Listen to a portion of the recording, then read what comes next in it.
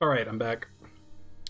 Um, Gonna try my usual, try to find a longer game, and then I think I want to practice some Blitz. I played a good amount of Blitz on the stream last night, but I don't know, just had this idea today, like, maybe I need to try to improve thinking on my feet more quickly. Um, I think Blitz gets a bad rap, because, like, even if it doesn't necessarily, even if it's a pretty different game from Classical, which it is, being able to calculate and analyze lines quickly is going to be important in every time control, pretty much. And I don't know, it just feels like I don't know how much more analysis I do in my Classical games. Like, my brain slows down a little bit, so I'm doing more analysis, but I feel like I should get into a habit of doing it quicker. Analyzing more lines and going deeper and that kind of thing, so I think getting some Blitz practice will help.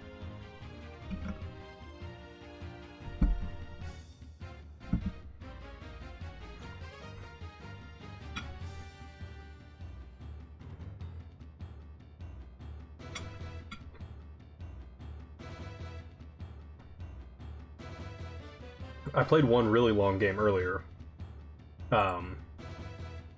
In Squirrely's channel, he was doing a simul with a game 30 and 1 minute increment. But I mean, that game ended up lasting probably like 3 hours because, he had extra time, so I was able to think on his time a lot. He's playing 12 games at once. So, really interesting game, fun game. I played terribly in the opening. He got a really nice position. I couldn't castle. My rook was dead in the corner. And then he kind of couldn't finish off the attack, and I managed to equalize. Equalize. And then he sacked a piece for a pawn, or for 2 pawns, I guess, and tried to go that route.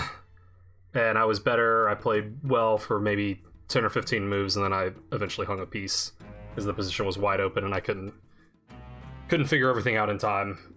So still a really fun game, and a lot to learn from it, but would like to try to get in the win column for Classical in the day. How's it going, Philosophy? Yeah, I think you're absolutely right. That's kind of what I'm hoping and trying to get up.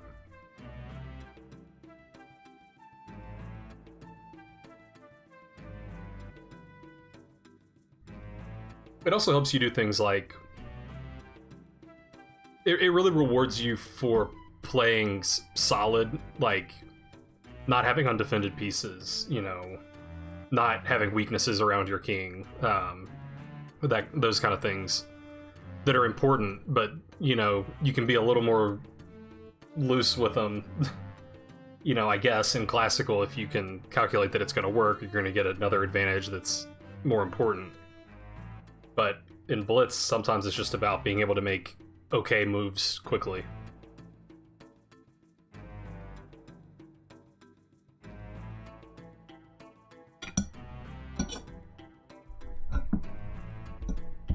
So I'll give it a few more minutes to try to find a Classical game, and then if not, I guess I'll just settle for Rapid. Right, exactly.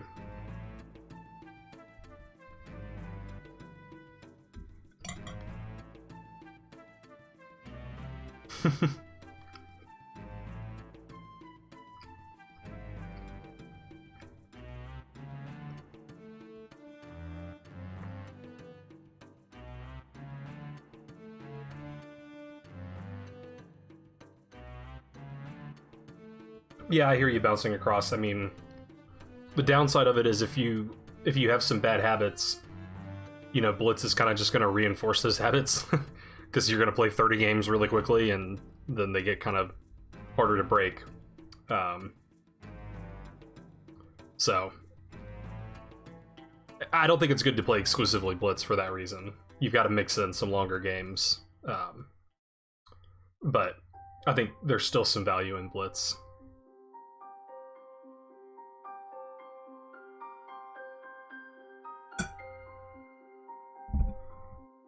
And I think, newer players probably shouldn't play Blitz at all. I didn't play Blitz for probably, I don't know, maybe like 2 or 3 years. After I first started playing chess, I never played Blitz. Like, I don't think I played a single game.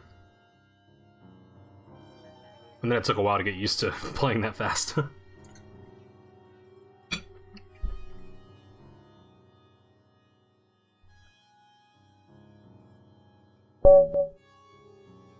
Alright, so we have a game. And it looks like I'm gonna get some King's Indian practice. I guess it's maybe a little early to say that, but it's very possible I'll get some King's Indian practice. I have noticed in my games recently where I've gotten in trouble, okay, so it's not going to be a King's Indian, it's going to be something that I don't know at all. A lot of my issue has been I've been kind of slow developing in the opening, and then I end up just getting, you know, I'm not castled and my opponent's already attacking, and then I get in trouble. So I'm probably going to try to focus on developing quickly, efficiently, and trying to stifle my opponent's development when I can. But we'll see. Unfortunately, I'm already out of book in this position, so...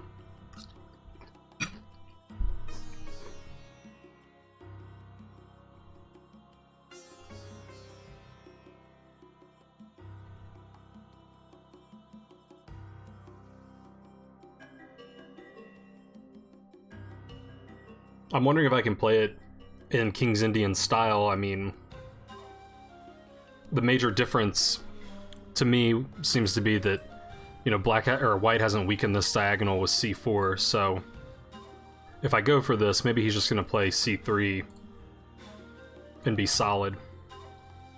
I'm not really sure, you know, what I want my central structure to be against this, so I'm still kind of leaning towards just g6. A move like knight c6 might make sense to just sort of delay these decisions, but... Nah, knight c6 is terrible, he plays d5. So... I could play d5 myself, if I'm worried about d5. e6 might also make sense, just to go pin the knight.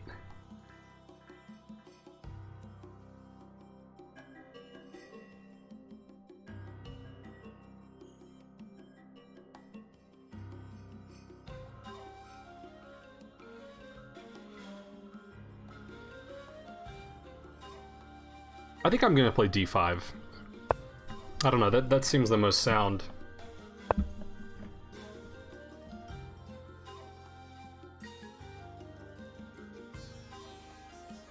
Yeah, I do agree with that, Chuck Deasy. I often find myself in rapid, like... It's hard for me to find that middle ground of speed. So what often happens to me in rapid is I spend 2/3 of my time on the first 10 moves, and then I'm playing a blitz game the rest of the game. And sometimes that's fine.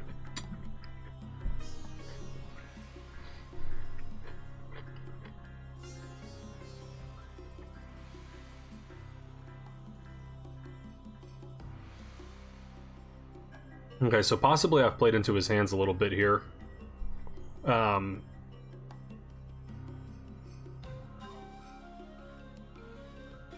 to remember what... d4 knight c3 is that the Vienna game? I like very rarely see it. Or is this like it's becoming like a Catalan if he plays g3? I don't really know this stuff at all. I'm kind of just guessing. I'm hesitant to take, but I'm also hesitant not to take. I mean, taking is falling into this same trap that I was talking about where I get behind in development. I'm just worried about e5. e5 looks scary. I guess I could play e5 myself and just go for a all-out crazy position. No, I guess he would just take on e5 and then I don't really have a follow-up.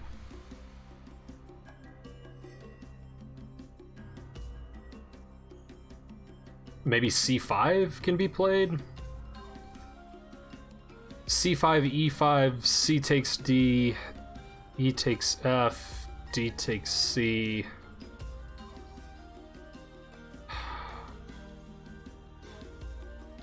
I mean, I don't know, that doesn't look awful. Bishop b5, check a concern. I don't... maybe. Yeah, maybe bishop b5 check would be problematic.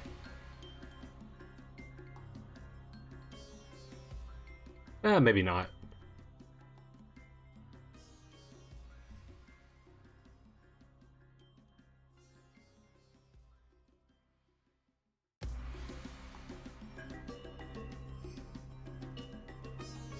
c5, e5, c takes d, queen takes d.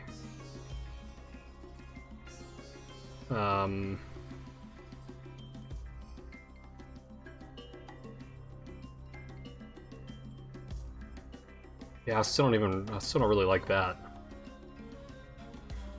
Get f4 and really cramp my king side. Okay, I guess I'm just gonna take the bait and look at this after the game.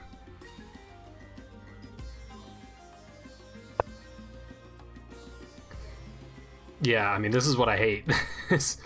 Like, this is, you know, the idea to induce me to develop his pieces further. But I don't want him getting this center, so I mean, maybe I could consider, like, e3.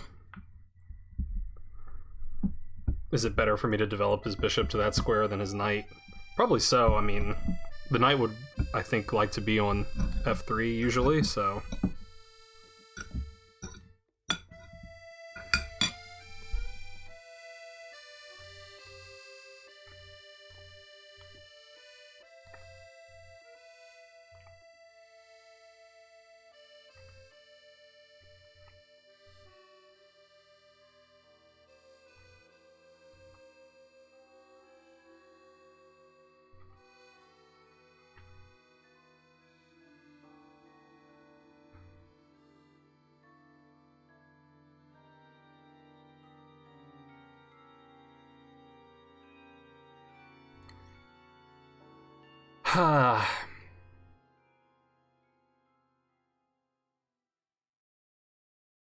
So what's my plan here? I mean, maybe just taking knight takes and bishop g4 isn't so bad.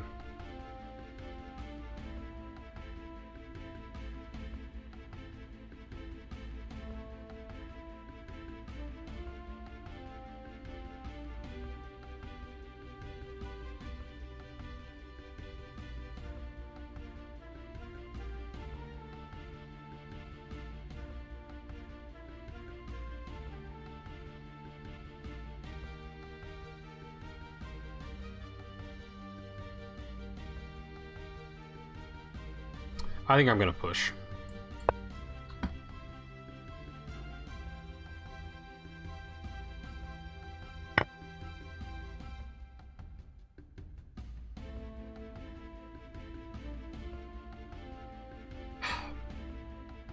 I feel like my big concern is the light squared bishop. I have no idea where it wants to go.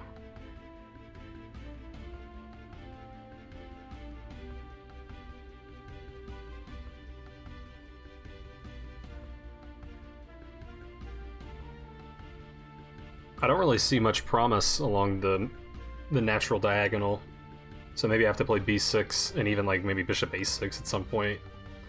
And his light squared bishop isn't so hot either.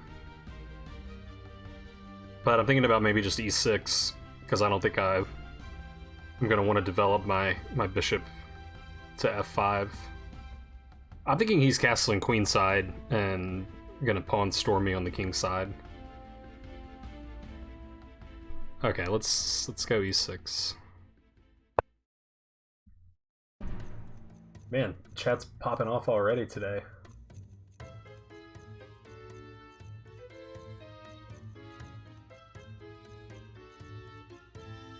Yeah, I wish this guy wasn't playing a cheesy opening, but...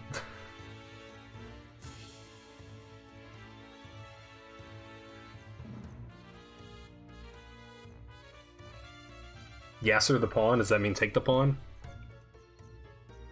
Hopefully. I love this part. How many theory moves can he figure out? Like 2. So...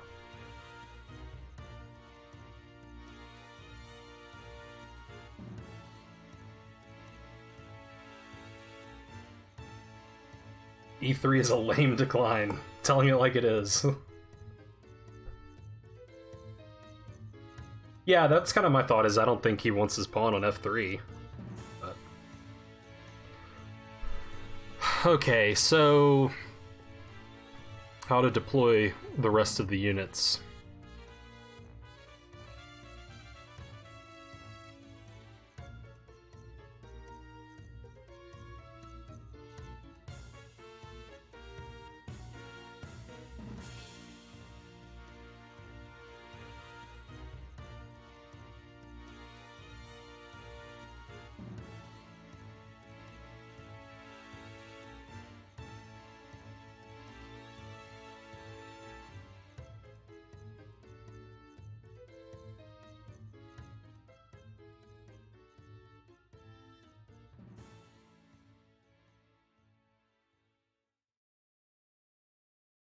A3 seems like kind of a slow move, maybe, unless he was just really afraid of the pin, but... I mean, he's got to play knight GDE2 at some point anyway, I think, unless he's going knight H3. Okay.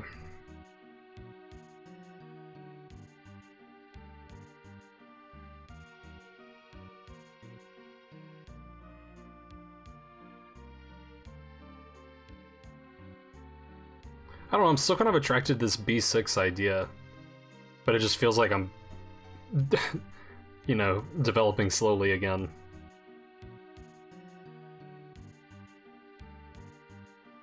I mean, maybe I should just play bishop E7, because where else is the bishop going?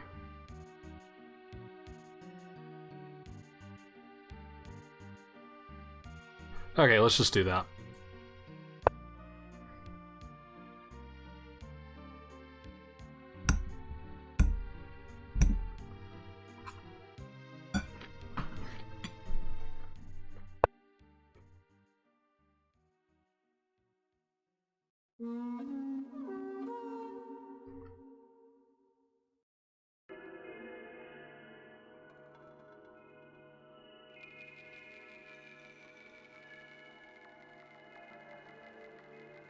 Yeah, I mean, he could still castle either way. I mean, I'm assuming knight GDE2 is coming next from him.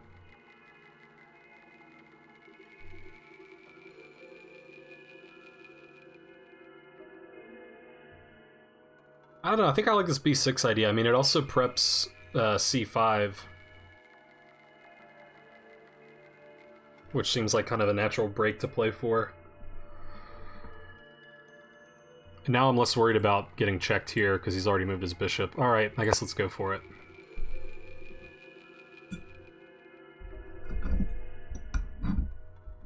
Maybe I should have castled first. Okay, I mean, that seems pretty clear, like he wants to go queenside.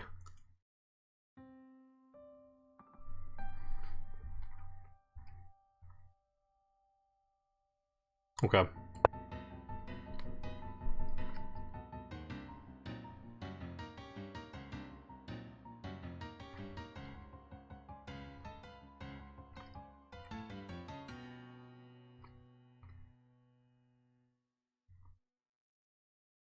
So hopefully my attack will come quicker. I think bishop a6, c5, wow, knight h3. Really keeping me guessing here.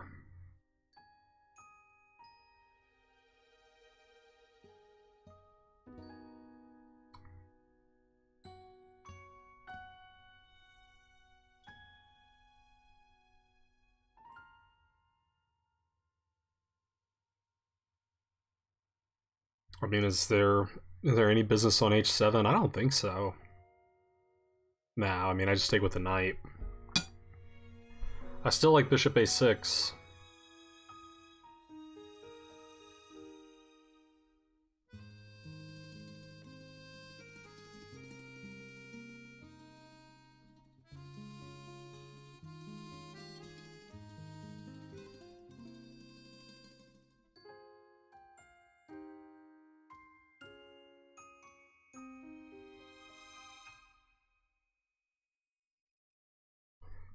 Okay.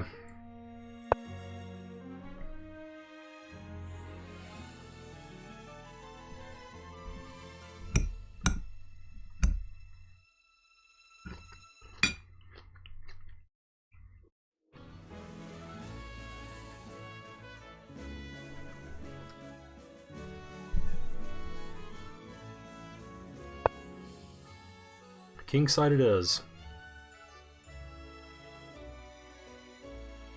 Well, I don't think there's any rush to be exchanging bishops.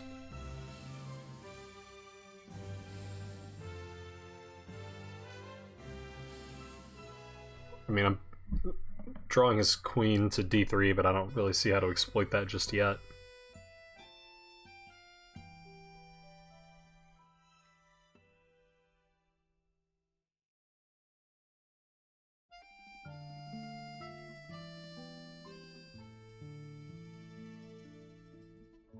I don't think he's going to oblige me and take the bishop himself. Which would be nice, because I'd like to get my knight eyeing up c5 also.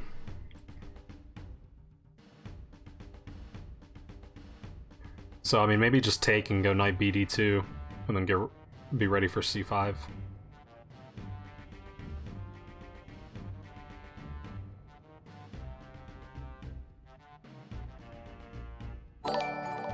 Okay, let's take. Thank you for following, Aaron Goal. Hope you're doing well. So knight b to d2. I mean, the only thing that looks scary so far is like knight g5, but my knight on f6 is such a good defender. Just seems slow. I mean, he could try like knight e4 first, then I could just play h6 if I'm really worried. Although, I mean, my knight on d7 is there to defend.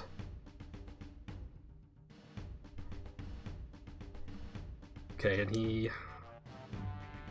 Well, he can push d5 if I do that, which I don't want him to do.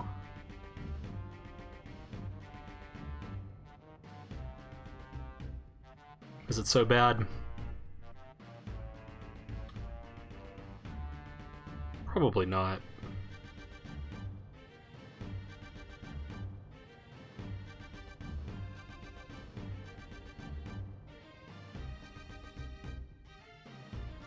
Yeah, I can't imagine that's too bad.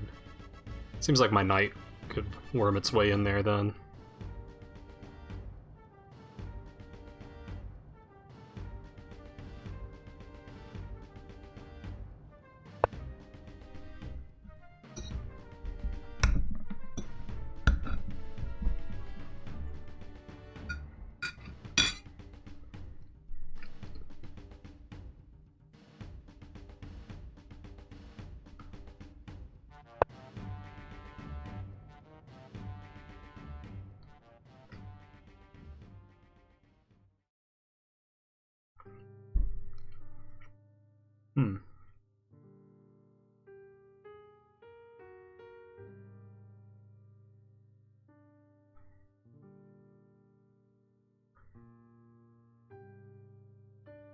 I just didn't like the looks of, like, if I had played c5, takes, and isolating my pawn on c5. That was what concerned me. I guess I could have messed up his pawns, though. So maybe that wasn't anything to worry about. Well, c5 seems like the obvious move now.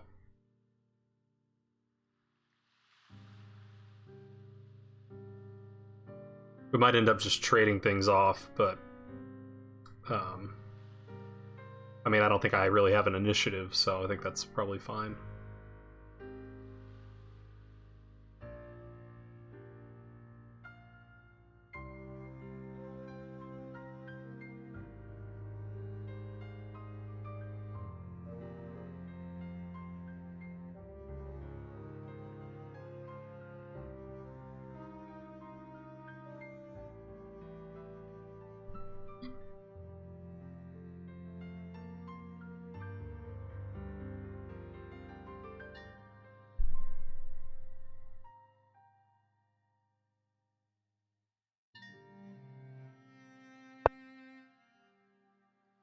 Not sure what else to do, so might as well go for it.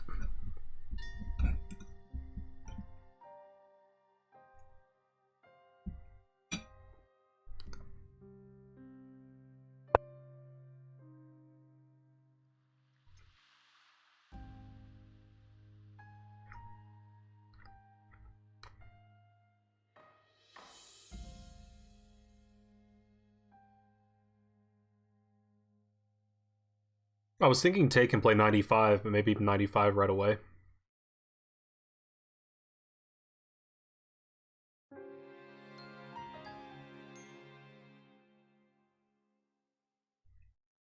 '95. I guess the queen. I guess the queen goes to e2 maybe, because if the queen goes to d2, then knight c4, and I'm getting the bishop. Although I don't know if he hates that so much, but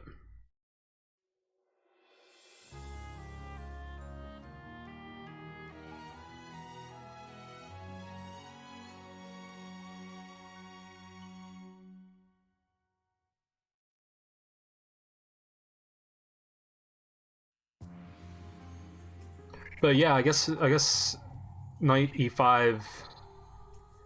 If he goes to e2, then I can just take on d5, and I believe, winning a pawn. I'm threatening d4 with a fork.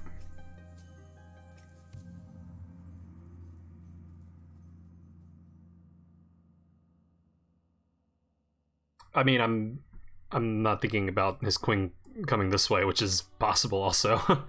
I mean, he could go b5 or a6, but still winning a pawn, and the queen looks sort of on her own over there.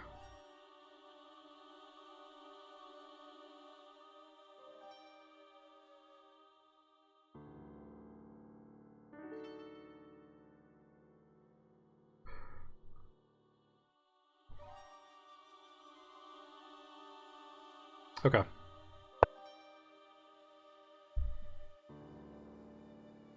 Yeah, Chuck, that's kind of the issue I run into a lot too. It's like, how do I get my bishop outside of this pawn chain?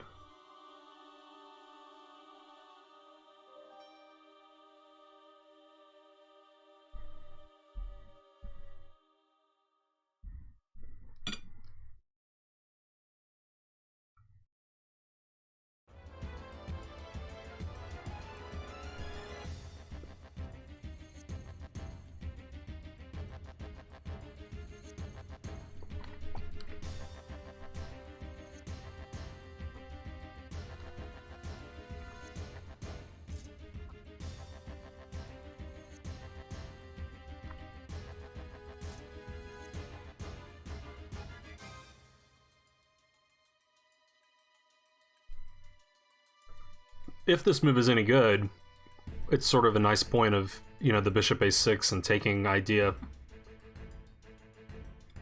So it did bring his queen to the square where it was a little more accessible.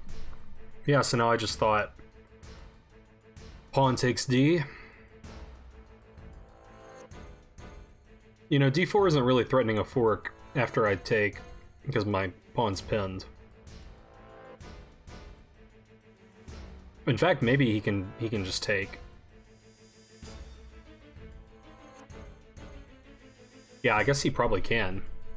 Pawn takes, knight takes, knight takes, and then like c4.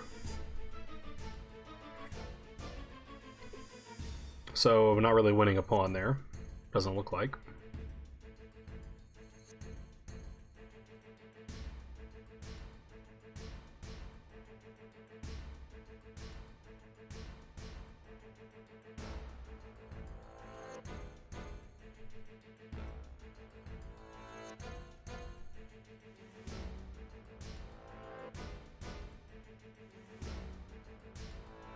Probably still best, I guess.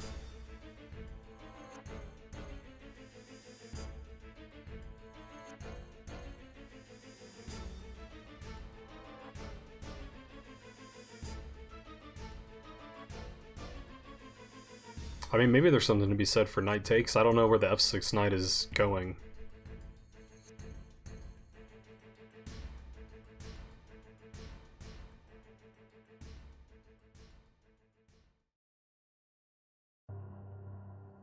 Yeah, hard to envision that knight's future.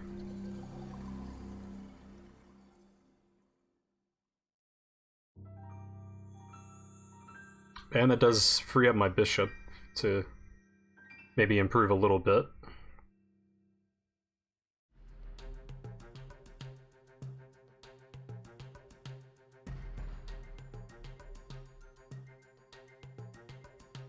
Okay, am I sure that pawn takes doesn't work? That seemed pretty concrete. Pawn takes, knight takes, and c4. I mean, there's no, like, taking the bishop in between. Oh wait, that's not how the knight moves. Wait, yeah, it is.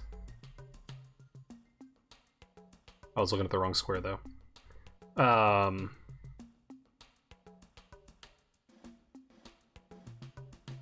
Yeah, I don't think there's any in-between move. I mean, I can move to attack his queen.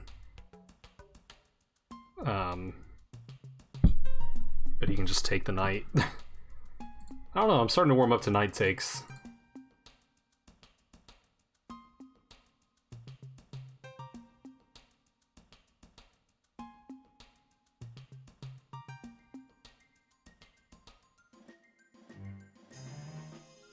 The knight could still get pinned, so, I mean... Seems unlikely.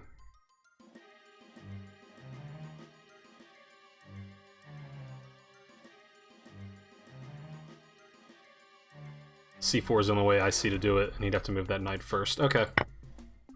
Fine.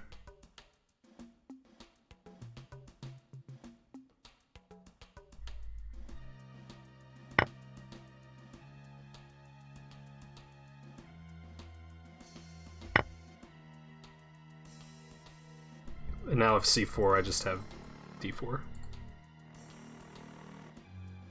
This pawn might be kind of awkward to defend, but I am up a pawn at the moment.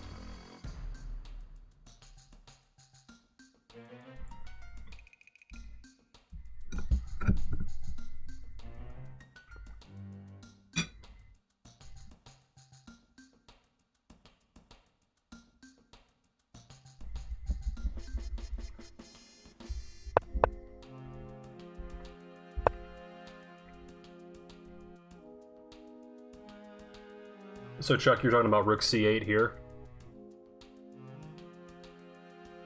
I don't know, it just doesn't seem necessary, like... Then he's just gonna play d5 for free, I think. Which, I mean, I don't think d5 is, like, crushing by any means. It just trades pawns.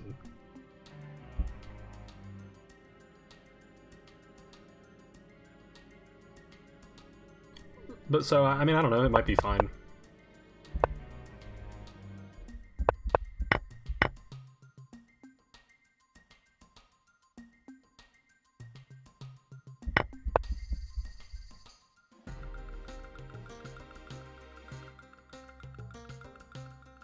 Okay. Man, this really feels like he's begging for d4 to be played.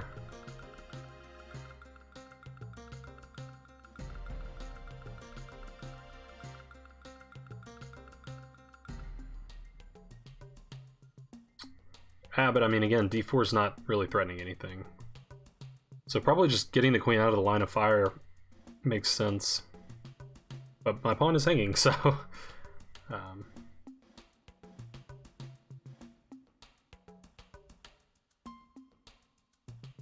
I mean, maybe d4. Like, the only thing that gives me pause about d4 would be c3, but then I have d3. Which looks... I don't know. I guess it's possible I could lose the pawn, but it looks pretty annoying.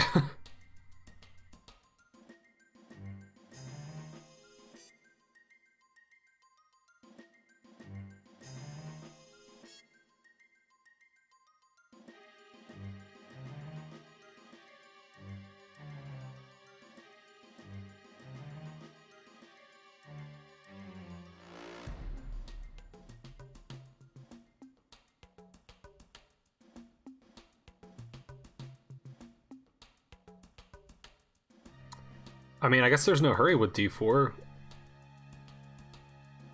Yeah, I mean, I guess he could just play c3, like, next move. It's... I don't know why he didn't play it this time, if that's what he wants to go for. But he could come around.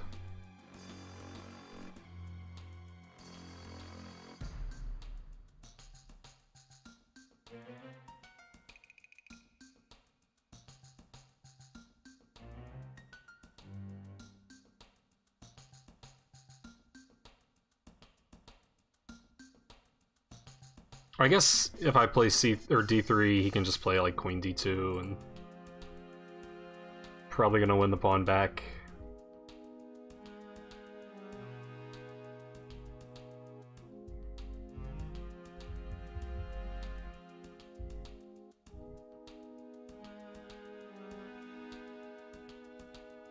Every other way just seems slow. Like if I play like, you know, queen here to here to bring a rook over, that's 3 moves to save this measly pawn.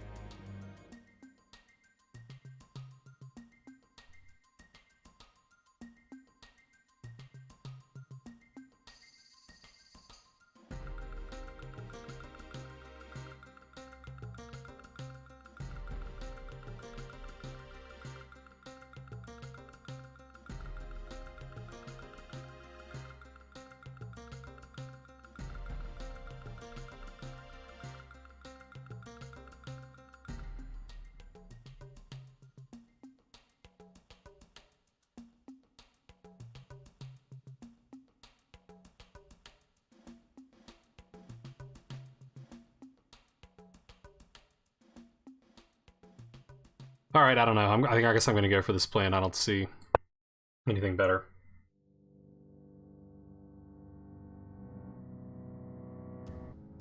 Oh, I didn't even see that he could just take and open an attack on this knight.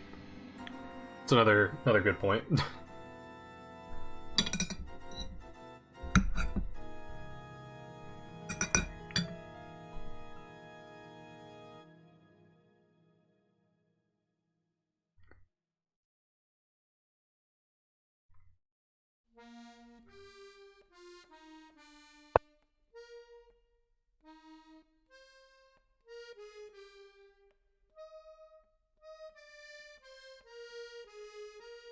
Well, I guess the pawn's just falling then, isn't it?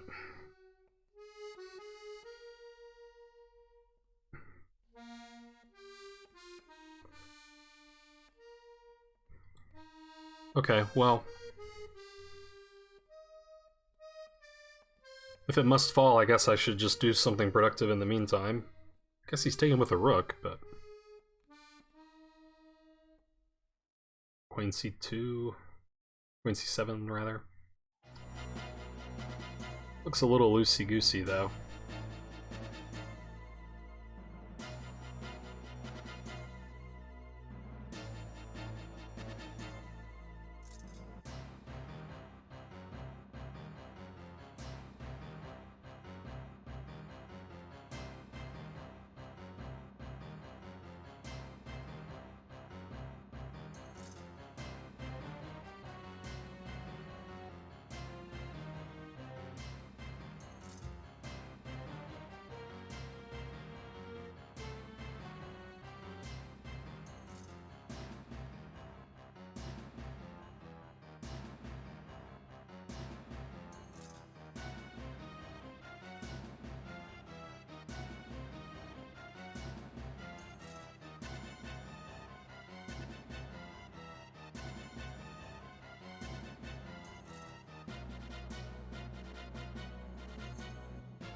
Okay, I don't know. I guess let's defend this. And if knight takes, queen c6. Or I guess queen e6 is also possible. Oh, and that would be much better, because I don't want to get forked. Oh, the bishop guards that. I miss some stuff sometimes. Okay. Still, queen e6 seems safer. Queen e6, knight c7. That fork looks more real.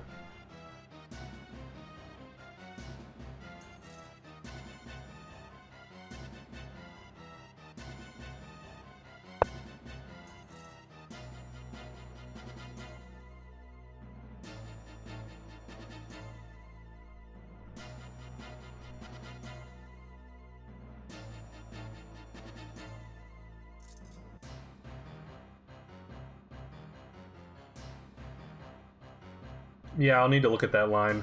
Philosophy's saying I'm remembering exactly what you're referring to, I don't think.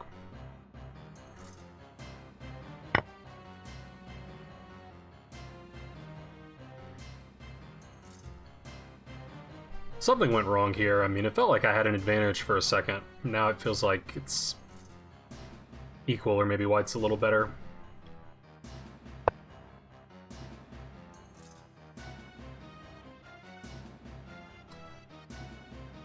I don't know, that seems like an odd move, but I guess I gotta move my knight.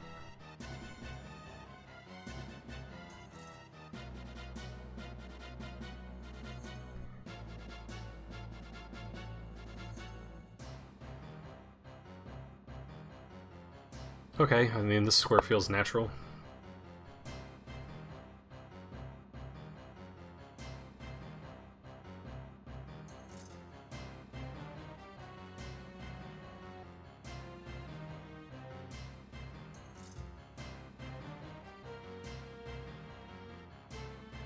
A second goes by fast. Did I say I was going to do something in a second?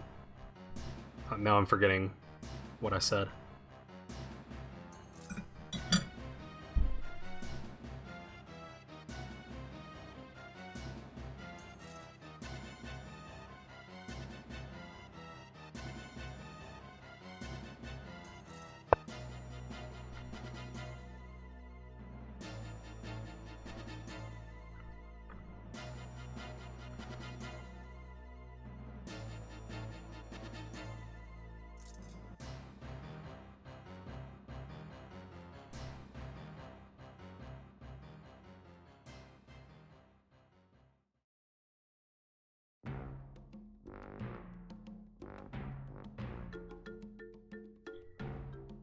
Okay, well, let's bring the rooks to the center, I suppose. Maybe get some more control over d4, although I expect c3 at some point, but I guess at least I've got that stopped for now. Ah, yes. Yes, that second where I was winning did go by really fast. If I was... okay, not winning, but better. Maybe I was never better.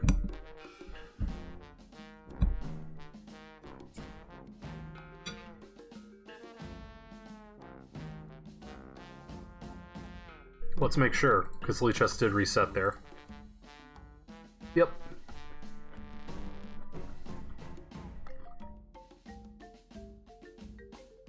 Oh wait, we went back like 2 moves.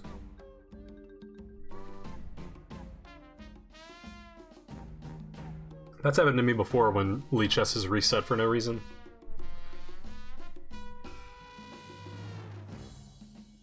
I think one time when that happened, the guy played a different move. Like he changed his mind.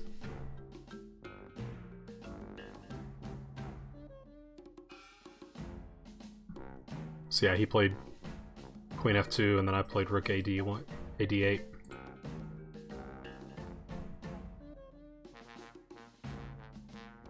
Yet another game where my opponents used like no time, and I've used almost all the time.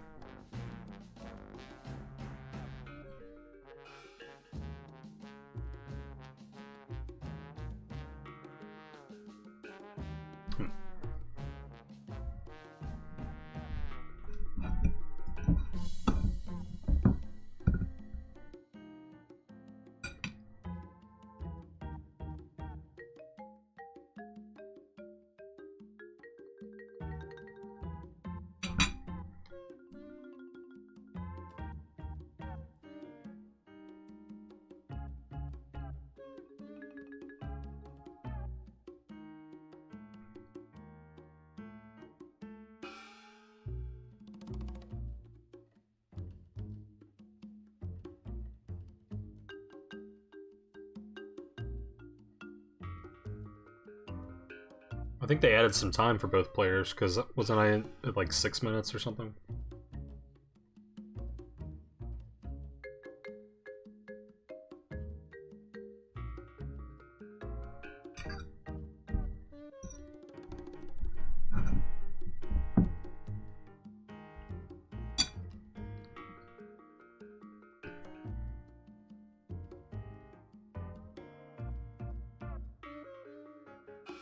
It's 30 plus 20.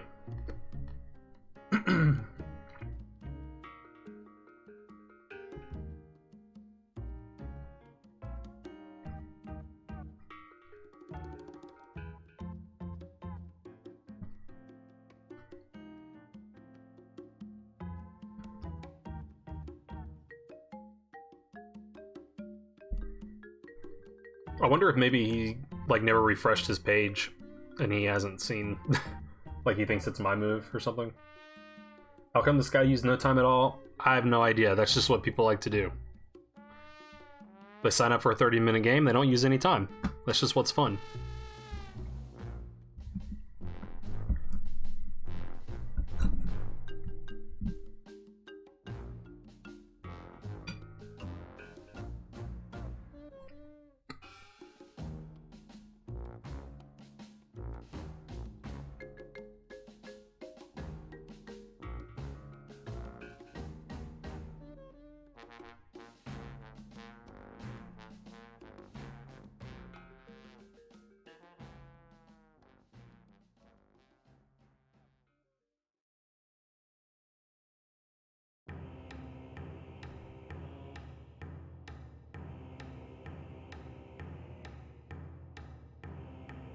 I mean, possibly every move I've played, he already had seen, and he knew what he was gonna do, and he's just been thinking on my time. But still seems a little reckless when you have such a lead.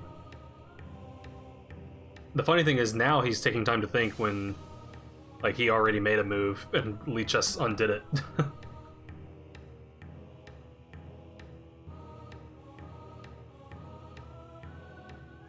Yeah, I mean, if you know the position, that's one thing. Like, if you're still in your theory, then I don't think there's anything wrong with that. But I kind of doubt that he was still in theory, because I was out of theory after move 2. So it seems unlikely that I played, like, the theoretical main line every move.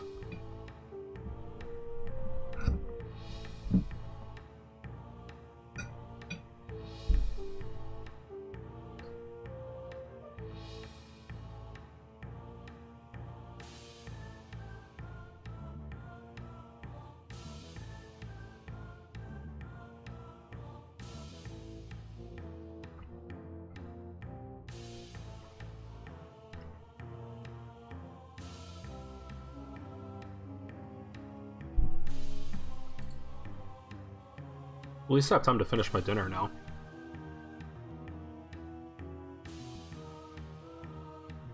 Yeah, I mean, I understand it. I probably spend too much time in the opening trying to figure things out, and then I play the wrong moves anyway. But I think it's worth trying to figure out, you know, where the pieces want to be developed to and what your opponent's plan is and those kind of things, if you have the time for it. Yeah, it can be kind of important. I'm just trying to figure out how to figure things out. Once I get that down, though, you know, should be golden.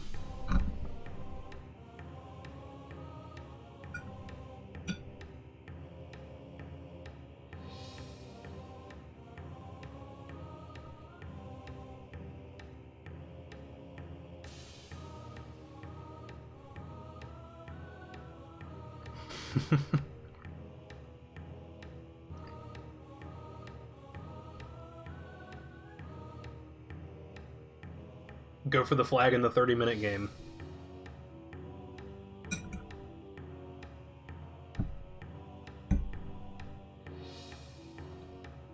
Yeah, Floss is saying, once I get there, I mean, the chess world is on alert.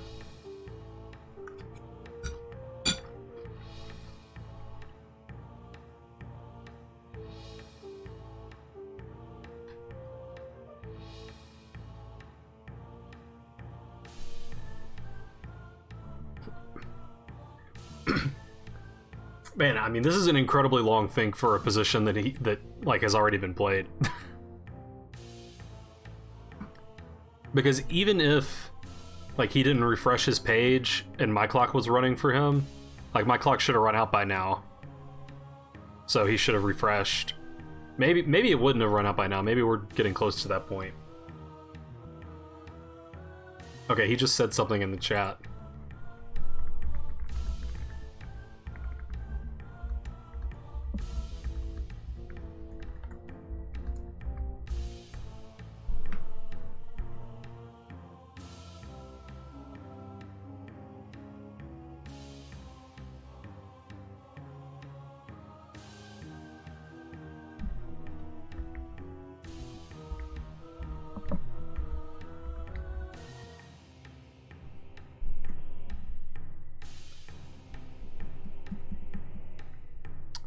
I'm not sure if you're allowed to like type moves in the chat. I was gonna remind him what had been played, but I don't know if Lichess gets funky about you discussing moves with your opponent. He can probably remember. He wants a take back. What? Why would you want to take back?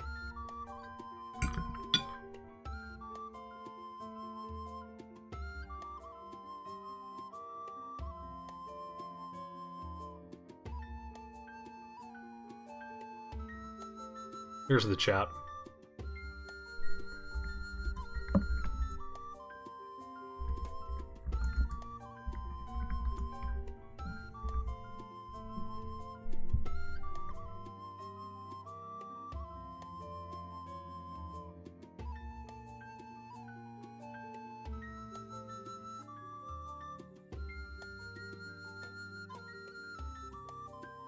Yeah, that makes sense, Istrevex.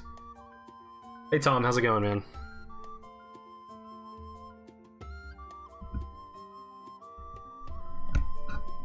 You farmed your rating a bit? As in you farmed other people and gained rating, or you let other people farm you and lost rating? You beat one guy 29 times out of 30 games? Was his name CL Smith? I guess if it was CL Smith, you would have beat him 30 out of 30, probably.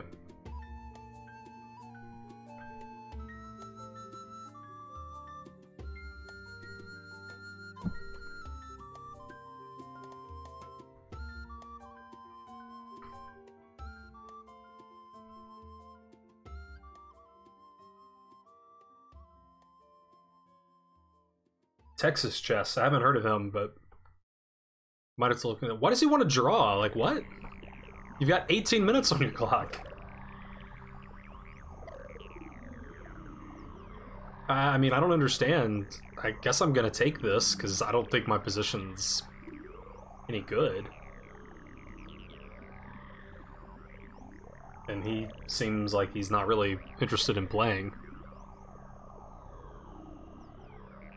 Like, I can't be better here. Yeah, I'm just gonna accept the draw. I don't understand, but surely white was at least like a half pawn better. Dead draw. Okay. I'm fine with that too. Yeah, I mean, I don't understand why that was so confusing, but if he's confused and it threw him off his game and he lost 10 minutes on the clock, I'll just take the draw. Yeah, that is a GM draw, good point. Although, if it were a super GM draw, you know, someone would have messaged me on Slack, and then I would have gotten flustered and lost on time. Or almost lost on time. I'm trying to make a Hikaru reference. It didn't really work, but... yeah, there could be a language barrier. Let's go back to this.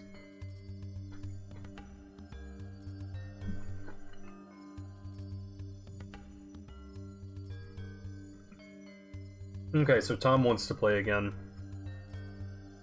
I'm happy to accept your challenge. Let me quickly look at this farce of a game and at least see if I can glean any glaring mistakes or opening problems.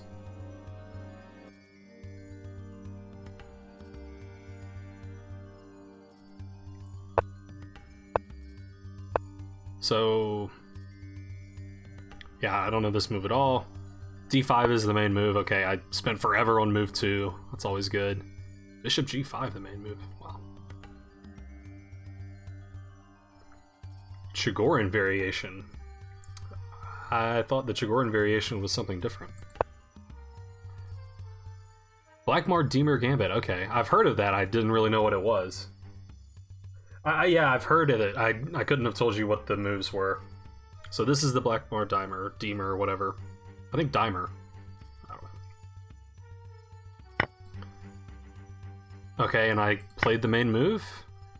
F3. E takes is the main move. Yeah, I was just so chicken to go that far behind in development. In this mover, you have the extra option of knight takes e4. Yeah. I'll admit I never really considered it.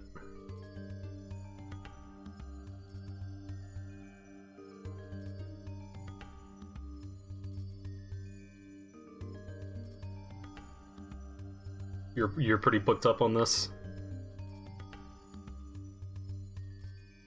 So what's the draw of knight takes for you then? I trust your opinion on this.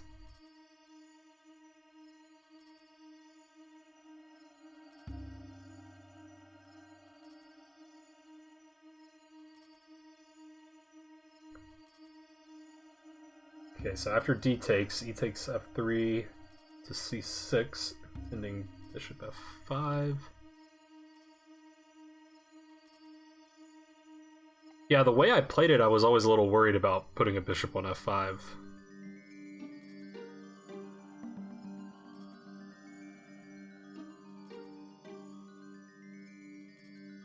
Yeah, I mean, maybe I should adopt the strategy of when I get confused, just trade pieces. That's probably not really the best policy to have, but at least maybe as black it's okay, I don't know. Oh yeah, I guess that makes sense. Since f3 was there, g4 made some sense.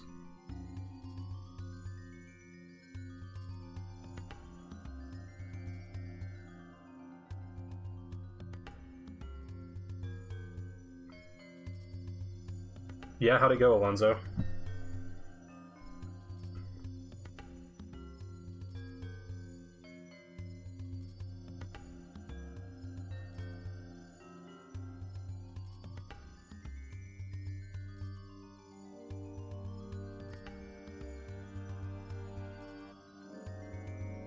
Yeah.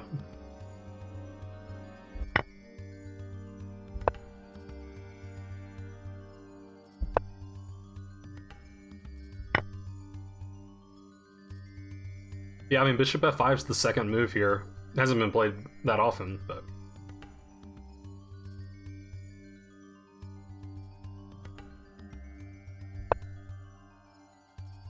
So I kind of managed to muddle my way through this. Wow.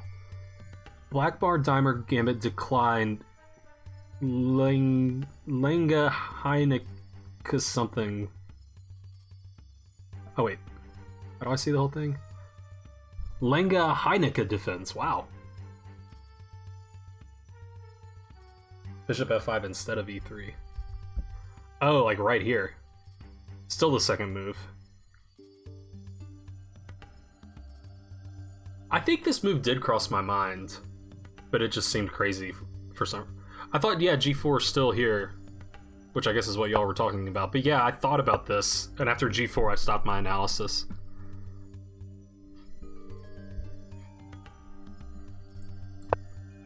So just back g5.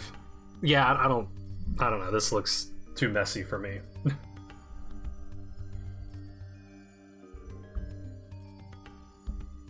So the decline was okay. That's good. It seems like I'm often able to do this. Like, I don't find the best opening line, but I can fairly regularly find like the second or third best move and end up in some playable line. Okay, okay, was this b6, bishop a6 idea any good? Yeah, computer second move. Yeah. I didn't really like it. I didn't know where I wanted my minor pieces to go. I didn't know how I should try to fight for the center. I mean, c5 was like my only idea. And maybe it was fine. Yeah, that's often comforting to me, Alonso, when I see like some big name has played this line that I've played. Okay. So the computer actually just wants knight c6 or a6. A6 I thought about just to keep pieces out of b5, but it seems a little slow. I don't know. Okay, so I mean, maybe this isn't terrible. Yeah, I mean, already the computer's thinking about c5.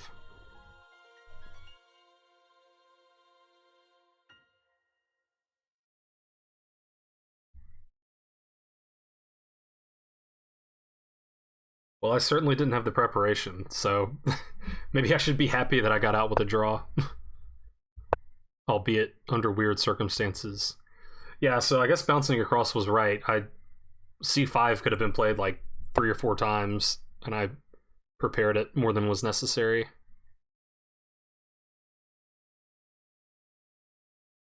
So I don't know. I mean, what's the idea of c5 here? I mean, am I just basically trying to disrupt White's play, or I mean, I'm opening things up a bit. He's uncastled. This just feels like an awkward structure to me.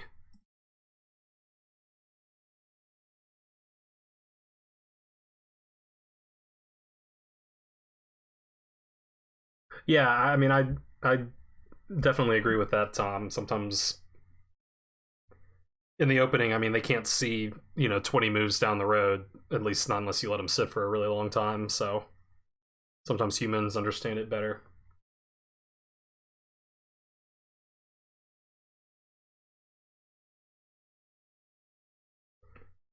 Yeah, I mean, maybe that's what I struggle with a lot. Is like I'm bad at seeing. Like I see a disadvantage. Like in this position, I see, oh, the pawn structure's bad, so I just throw it out, and I can't see like what the good aspects of the position are. Admittedly, even now, I'm not sure what the good aspects are. I guess my light squared bishop is relatively free, but I don't know. White seems better developed. He's going to castle. I don't understand why black is a smidge better.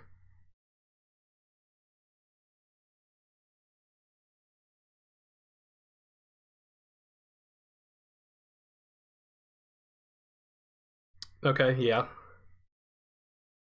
So you want to play like knight c6, knight d4, move the other knight, bishop f6, and just try to control d4? Knight h3 is an odd move, yeah.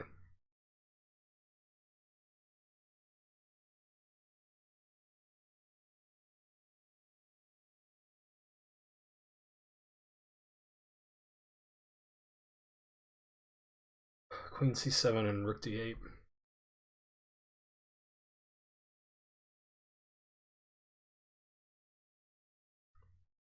So basically, you just want to line a lot of pieces up on d4 and try to take advantage. At least have a threat of landing a piece on that square. Yeah. Okay. That makes sense.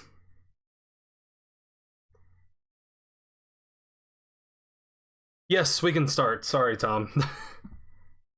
Well, I'm sorry. Actually, I am going to look at one more moment because here was where I made a decision that seemed kind of important. Okay, so knight c6.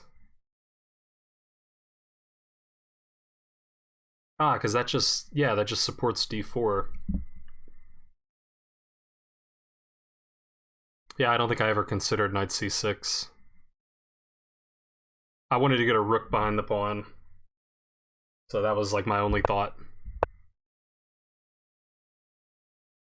I can still push. Bishop takes d4. Yeah, I mean, at least this way, like, I'm giving back the material. Oh, I didn't even see that this pawn's hanging at the end. Computer maybe isn't even playing that, but...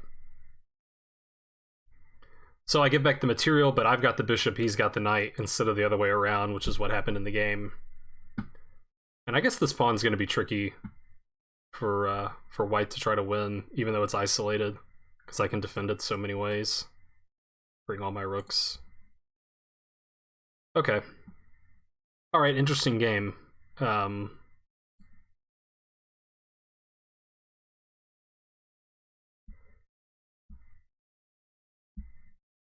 Okay. I'm trying to remember the position now. Sorry, Luna. Okay. Good luck, Tom.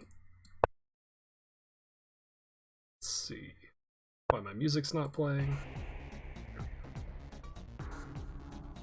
Alright. Mr. Thinker Teacher.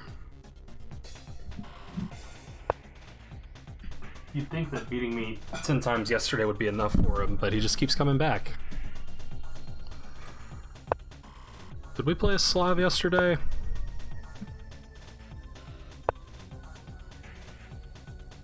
I don't think we played a Slav, but I don't remember what we did play. Okay, bishop f4 is the move here.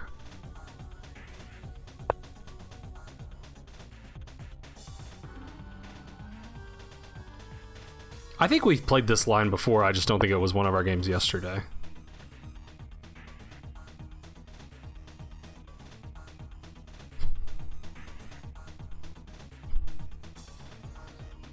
Okay, I'm pretty sure e3. Oh yeah, I'm very easy points for Tom.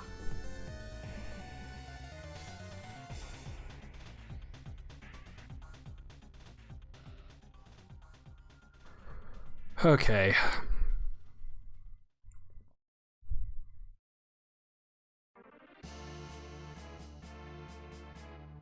I think I'm debating between just knight c3 and knight d2. Yeah, I don't know. Knight d2 doesn't feel like what white should be playing.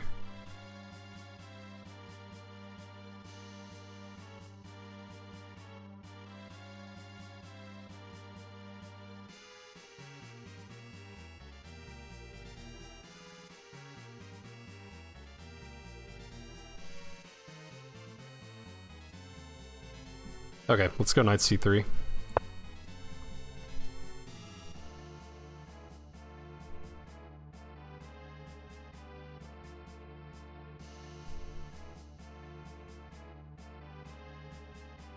I don't think my queen's defensive c4 was important.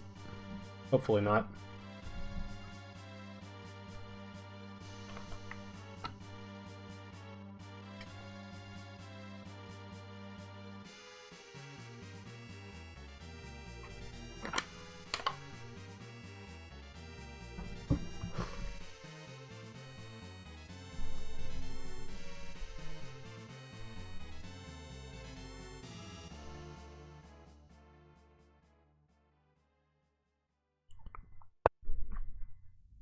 Okay, so usually when they play this, you play queen b3, I think.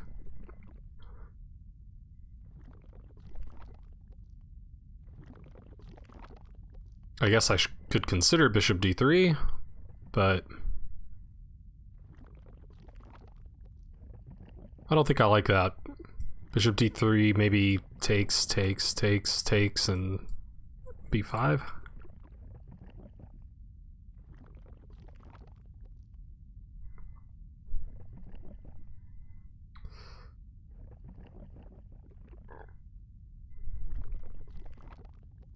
Okay.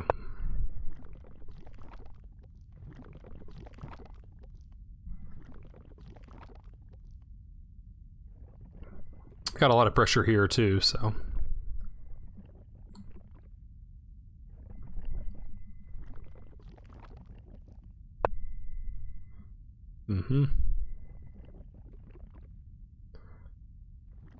Now I guess if I take on d5, he'll just take my queen and double those pawns.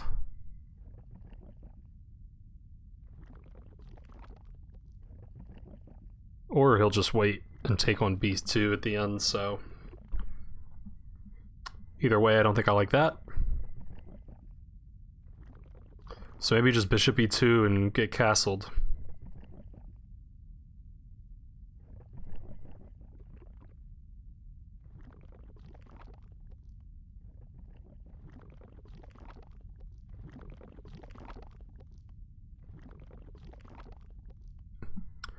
Yeah, let's do that. I get in trouble against Tom when he gets an attack. Probably gonna get in trouble regardless, but...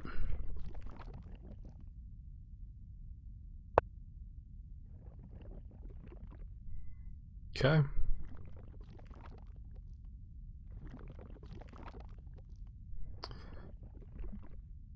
I don't see any reason to not castle.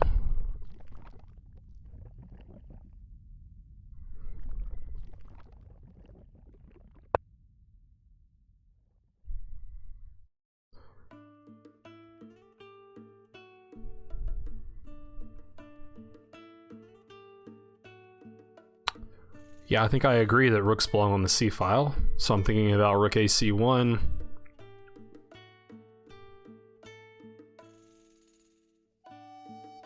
I'm still a little concerned about maybe these pawns becoming double isolated over here. But I mean, as long as he's the one initiating this.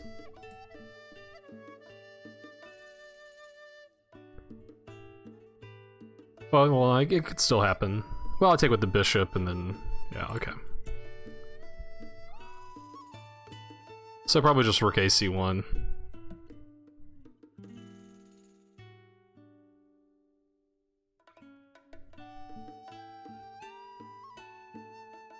Okay.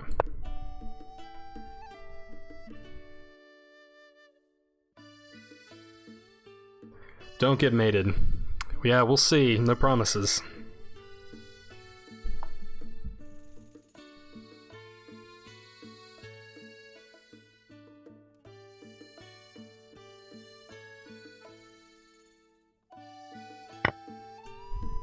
Okay, he does take. So I was thinking bishop takes, so that I could recapture with my bishop if I need to.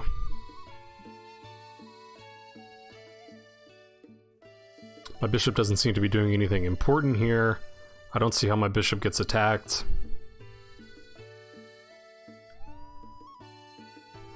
And taking with the queen drops this pawn. So bishop takes seems like a no-brainer, right?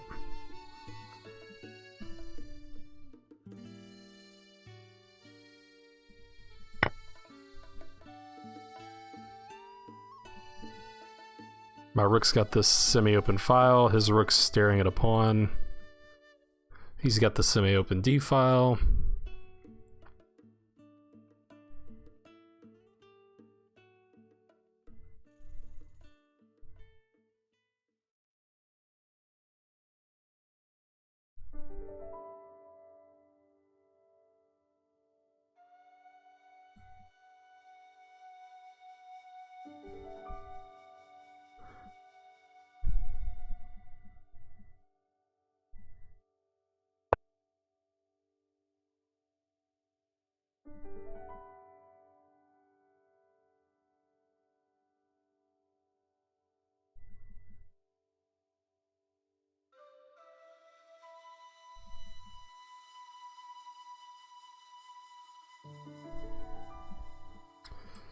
Take and knight d2 seems like an idea.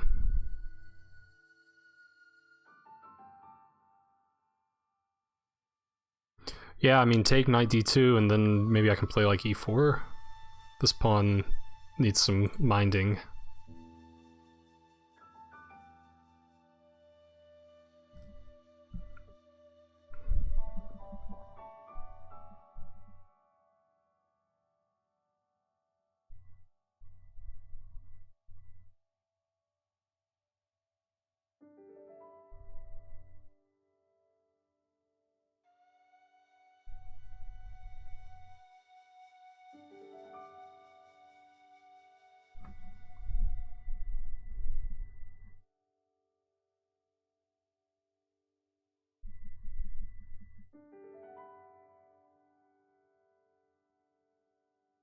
I think my only hesitation is if maybe I want to play knight a4 one day, but I don't know, it doesn't really seem all that good.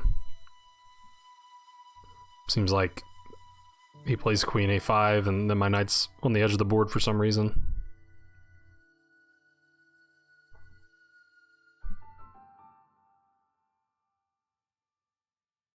Okay, I think I'm going to try this. Seems like maybe I can get some initiative on this bishop. He's sort of short of squares. I mean, I guess he can always just come here, but doing a pawn there. So knight d2.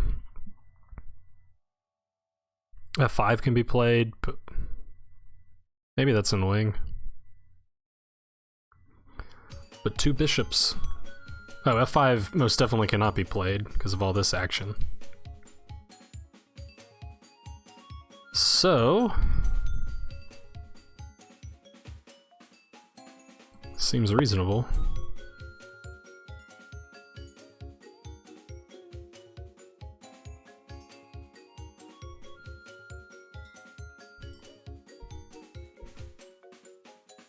We'll see, Tom, one of these days, you know.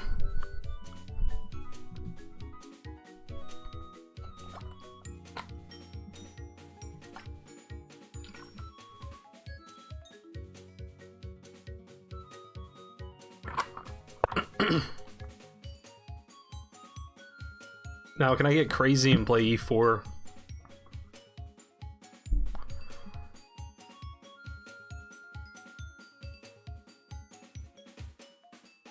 Seems like the bishop is running short of squares. Like, at some point, he would have to play bishop e6, and then I take... He takes, I take on e6, winning a pawn with check. My d4 pawn's loose, the b2 pawn's loose behind it.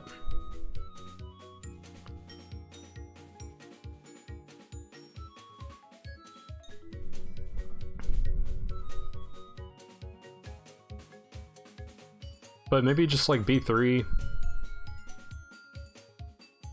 my queen gonna get in trouble over there? Possibly. I guess the queen can always come back to like g4 or h3. I don't know, this plan seems okay. Like, even if he wins this pawn in the end, he's got an isolated pawn, my pawns are nice and together, and if he plays... You know, maybe I can gain a tempo on a piece on d4, like knight back to f3, or rook coming over. Also, I guess this pawn's loose too, although I don't know if it's even worth grabbing, because then he gets some tempos.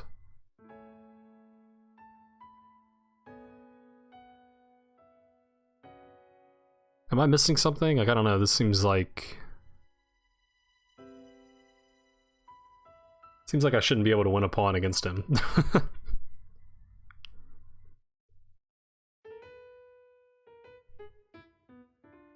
I guess e4, he just trades queens.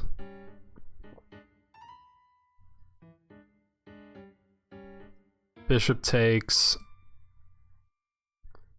I mean, there's still some issues. Like, he can go to e6 and then I take and wreck his pawns. So, I mean, that line's still... I'm probably getting something.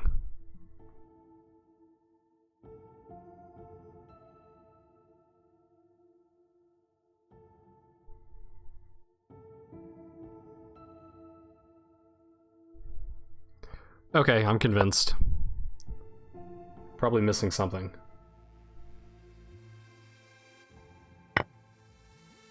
Okay, bishop takes so as to not drop this guy.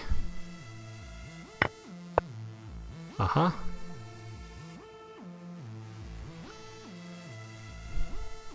I mean, that bishop is still kind of lousy. I don't think I can quite trap him, though. Like, if I push, take... I mean, he can sort of come over here. I don't think I'm quick enough to trap him.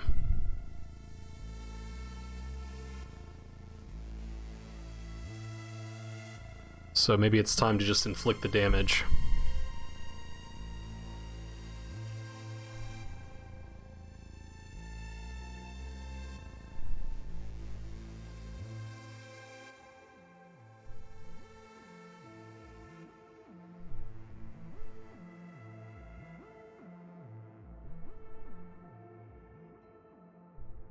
Yeah, I mean, I think he's...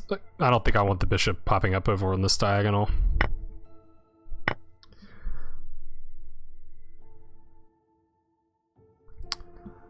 And now... I mean, d5 could be considered, perhaps.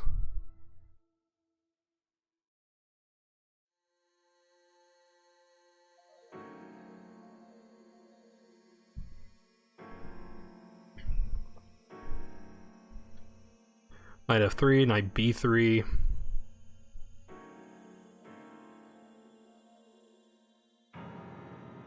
d5 feels wrong, putting all my pawns on dark squares. Does shut his bishop out pretty well, though. Yeah, I mean, my bishop stays on this diagonal, and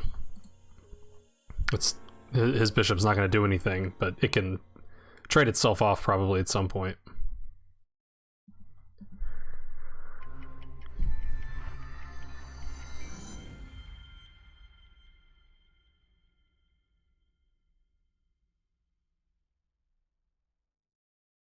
Yeah, and I think he would play d5 if I gave him the chance to. That seems to kind of open up things for his knight, for his bishop. I am giving up d5. I think, have I been saying d5? I'm in e5. But I do give up this square.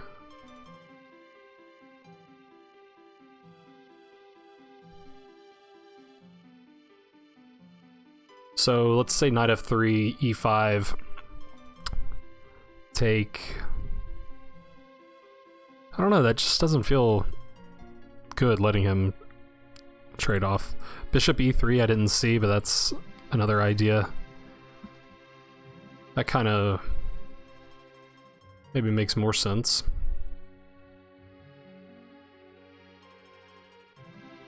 Bishop e3, e5, d5.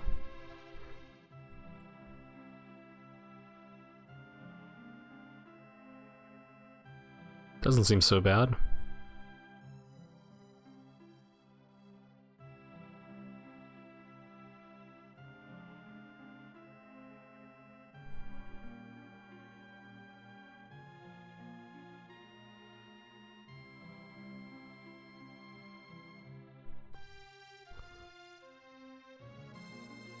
Yeah, that also stops maybe c5 from being played. I don't know if that's a plan, but it seems like maybe it is. Alright.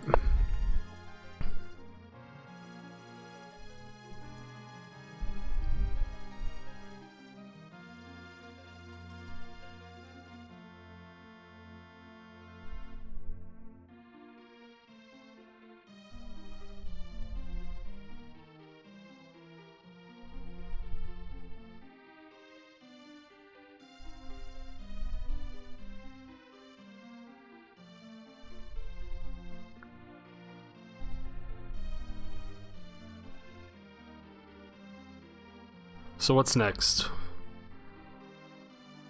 How do I improve things? The rooks need to get active, but it's not super clear where yet. Okay, I mean, I think d5 is pretty much forced.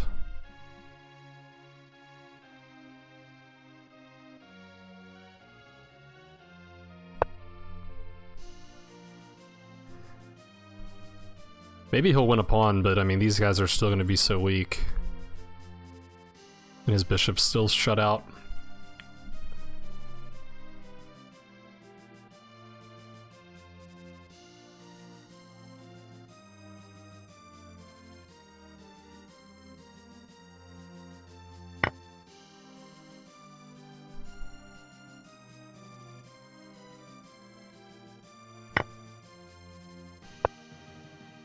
Yeah, I mean, that was my worry, that this is going to be tricky to hold on to.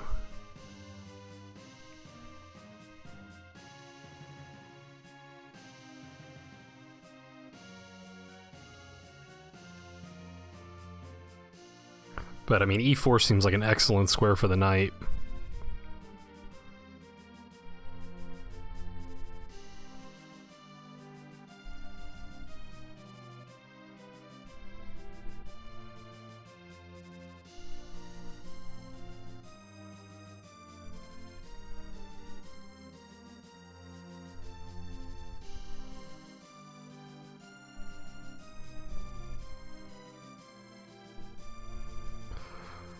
Gotta be careful of this guy too, but... Forgot this guy's hanging. That's sort of a nice point. Maybe I should take that right away, because if I go knight e4 and he takes, and I take, he can play b6. And then my bishop looks not so hot.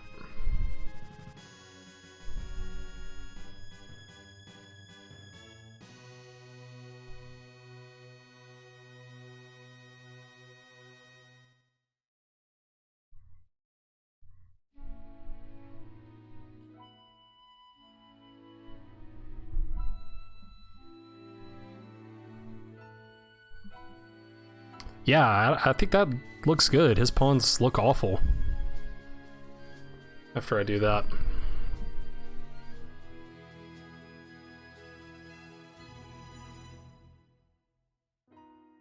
So bishop a7, knight d5, and then like maybe bishop c5.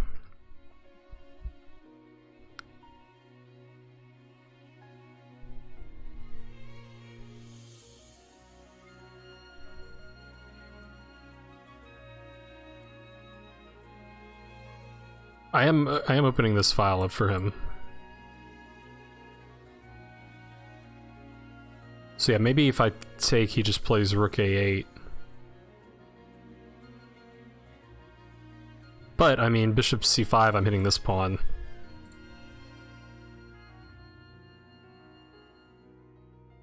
Might get complicated there. He could take... I take rook here. I always have the option of just taking this knight out, I guess.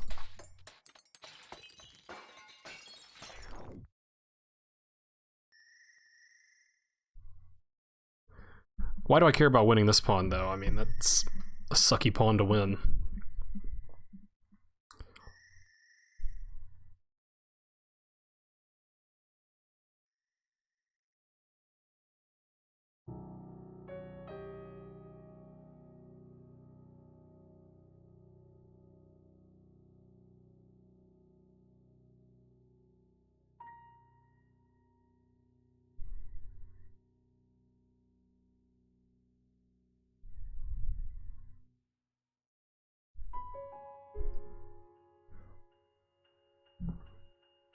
And I probably shouldn't want to trade pawns. Like, if we get to an endgame or further into an endgame, I should be the one with better chances. But, I mean, he's getting this pawn. I don't see a way to stop it.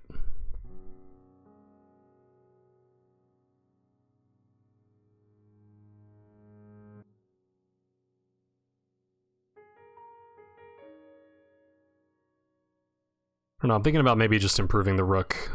Rook fd1.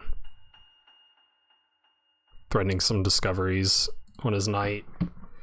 My bishop can come to g5 maybe. I think that just gets the bishop traded off.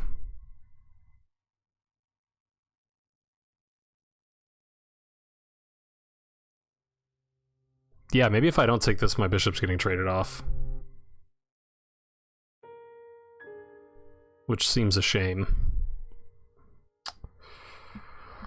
Okay, after much deliberation, I think I'm just gonna take it.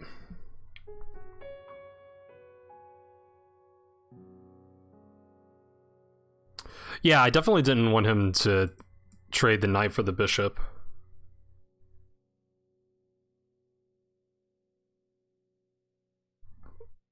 So, I mean, that was part of the problem, was if I didn't move the bishop and he takes... At first I was thinking bishop g5, but then I saw bishop f6, and then if I do this dance with him, he's gonna trade off the bishops. If I go on this diagonal to like c4 or c5, he would have b6. Maybe that was fine. I could have taken here. No, his knight guards that. So my bishop would be back here. Yeah, I don't know.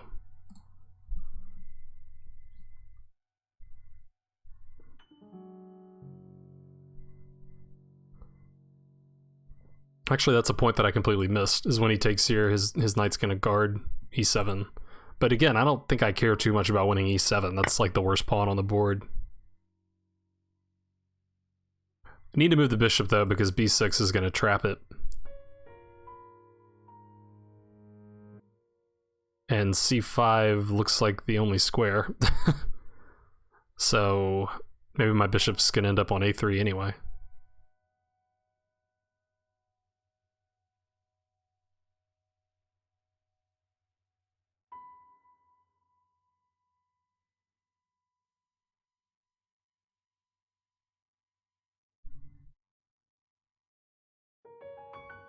I guess knight c4 is also possible. I don't know. I don't think that's where I want my knight. I think I want my knight on e4.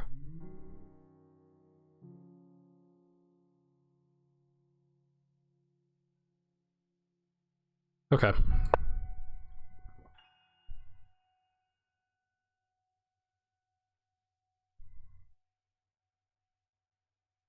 And Tom's making sure I don't lose on time, so that's nice of him.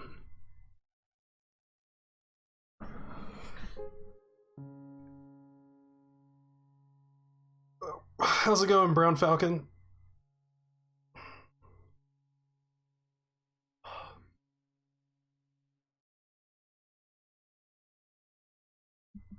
Did my music stop again, or it's just quiet? King F7, I never for a minute thought of this move. King F7. Move your king up in the endgame, I guess.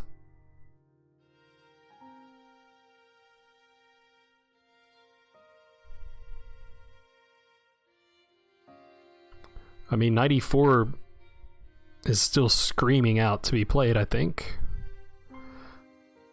This rook coming somewhere makes some sense too, but I like knight e4. I guess knight f6, but then this check, and I win this pawn. Okay, knight e4.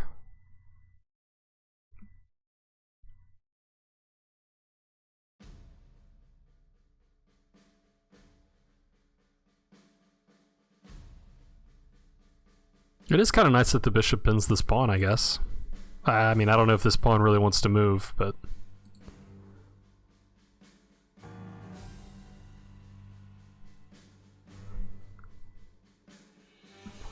I mean, at least if I play like rook fd1, he doesn't have the option of e6.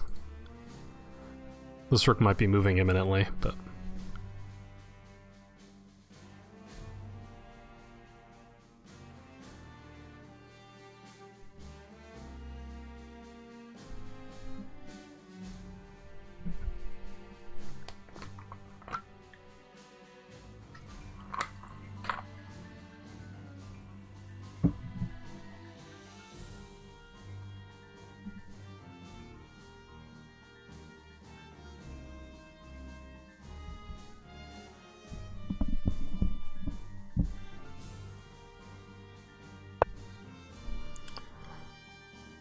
Okay. Well, admittedly, I didn't see that. Well, it's nice that my knight defends that bishop. I'm a little hesitant to move my rook up the c-file. Looks a little dangerous.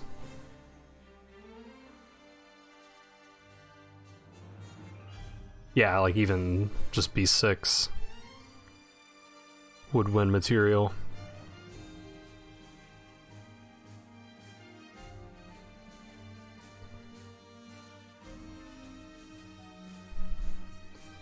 So probably rook cd1.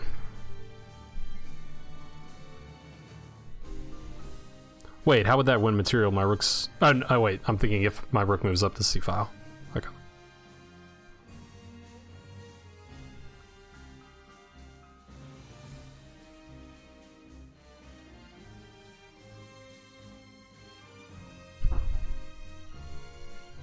I wish I had this move. That would be cool.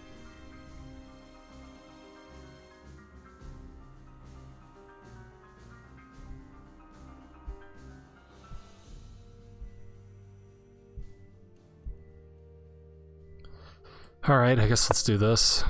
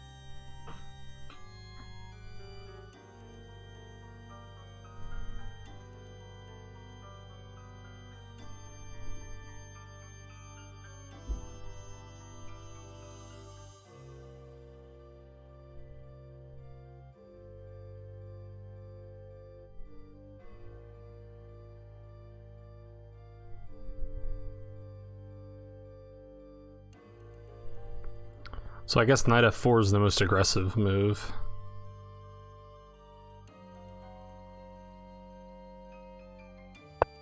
If the knight moves, maybe I could get my rook in there, though.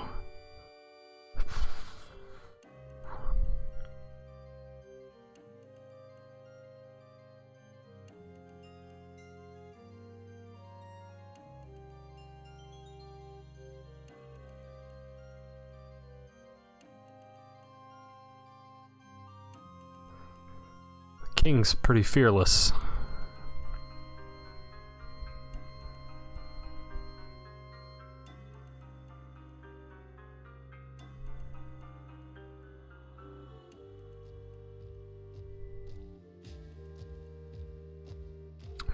Bishop a3 might be necessary at some point.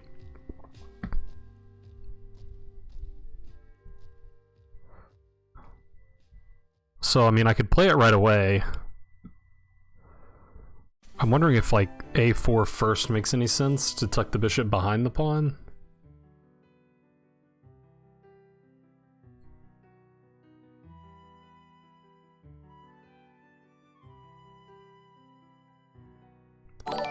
Trying to double rooks on this knight would also be an idea.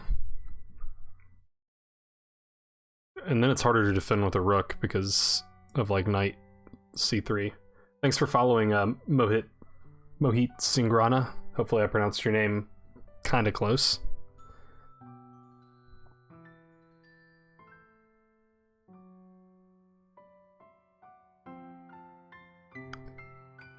Yeah, these rook lifts probably don't work. I mean, something like knight f4 is coming with tempo.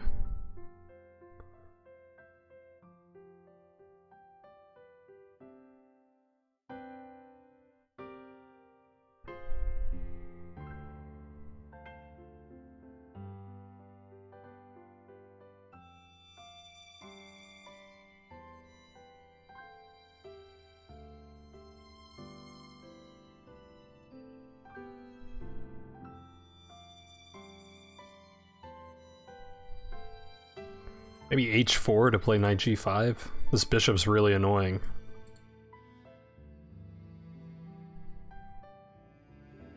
That might be a little harebrained.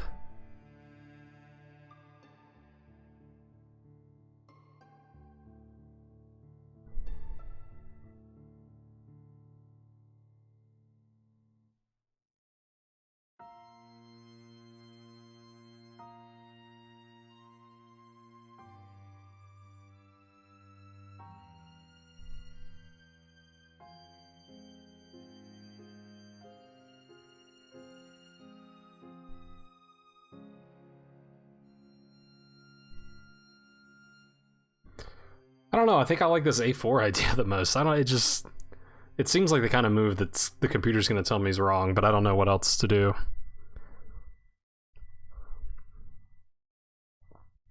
Rook fe1 makes sense.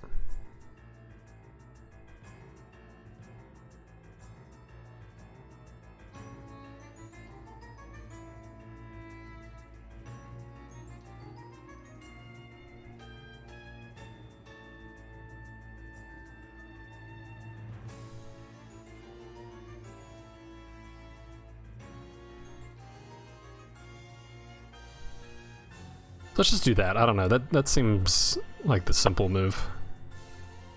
Like, that can't be bad. Getting the rook on the file with a lot of action.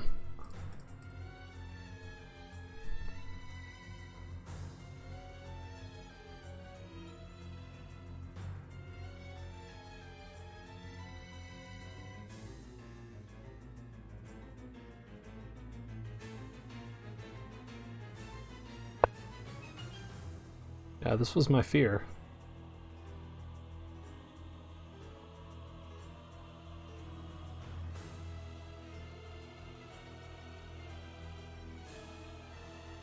Is bishop d4 playable now?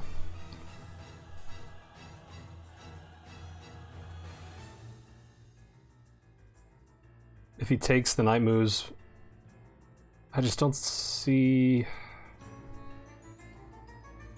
I don't know that I see a good discovery there.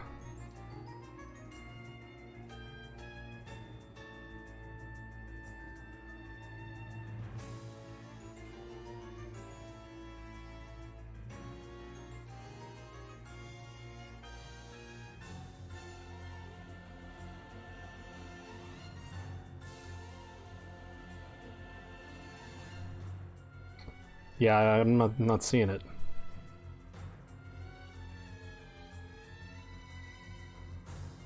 What about bishop takes e7? I mean, knight takes, and then I get rook d6 check.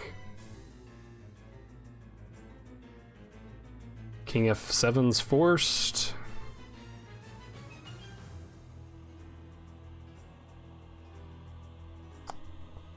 Just don't know that I see anything from there.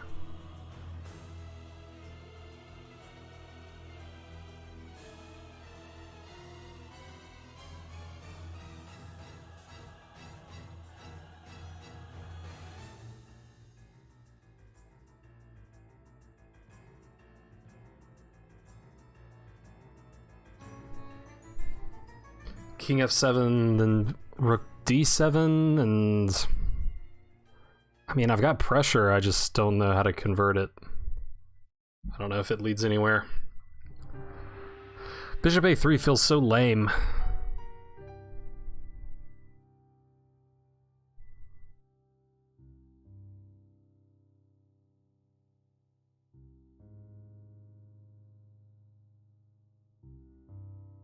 Like, there's no cool double check or, you know.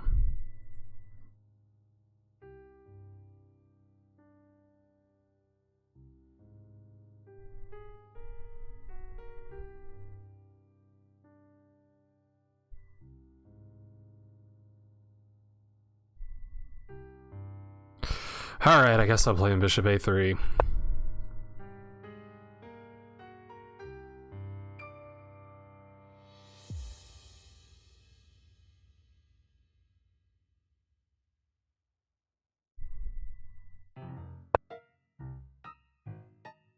Here comes the pressure.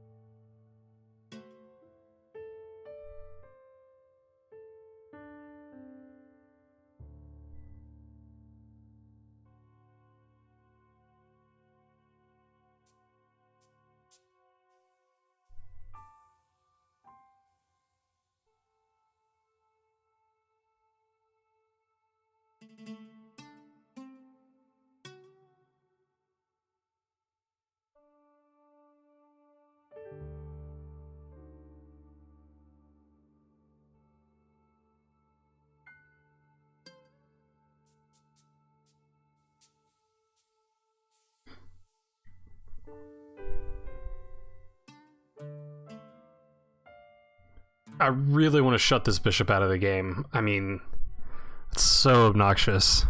So I'm thinking, like, if g3 to prep f4 works. The thing is, I mean, I still don't have any tempting looking discoveries.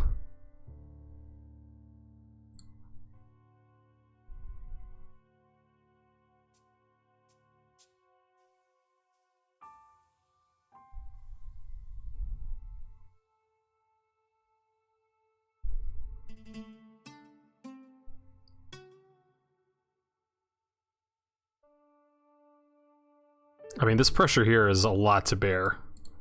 So, I mean, like, f3 maybe even makes some sense, just...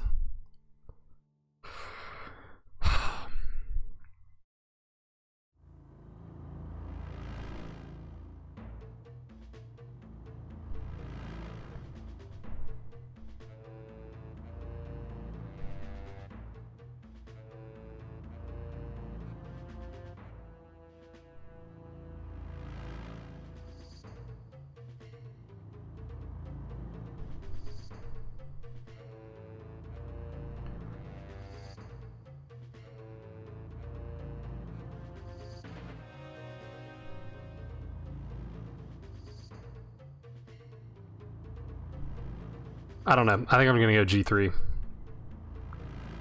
I mean, if nothing else, this stops knight f4, which is sort of annoying in some variations. Like, maybe I can play rook d3 now.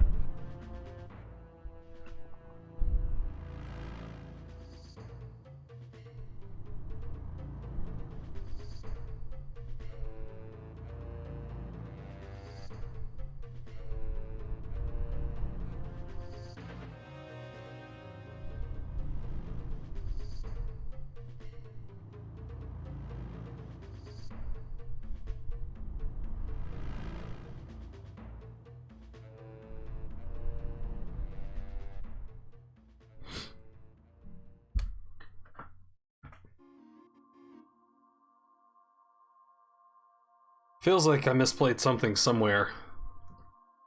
He's got all the activity.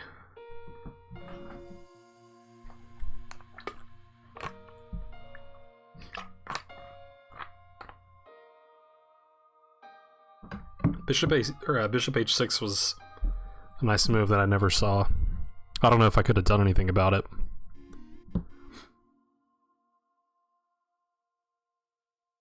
Maybe it would have made me more likely to trade rooks when I had the chance. I think I had a chance at some point. Yeah, it just felt wrong to give him the file. Probably was wrong.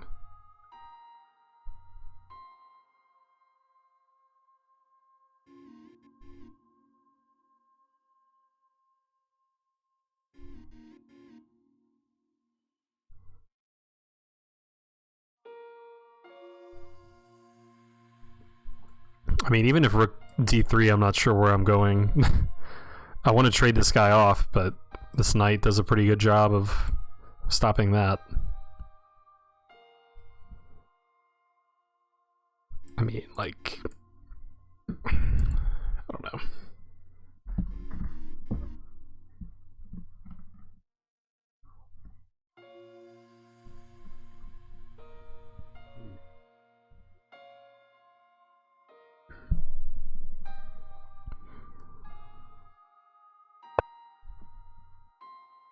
Yeah, I didn't even see that.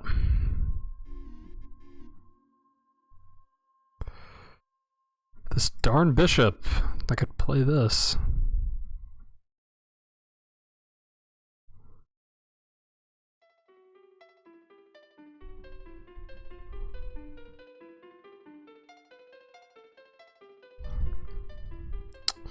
Yeah, this looks very tough. Is it time to go crazy?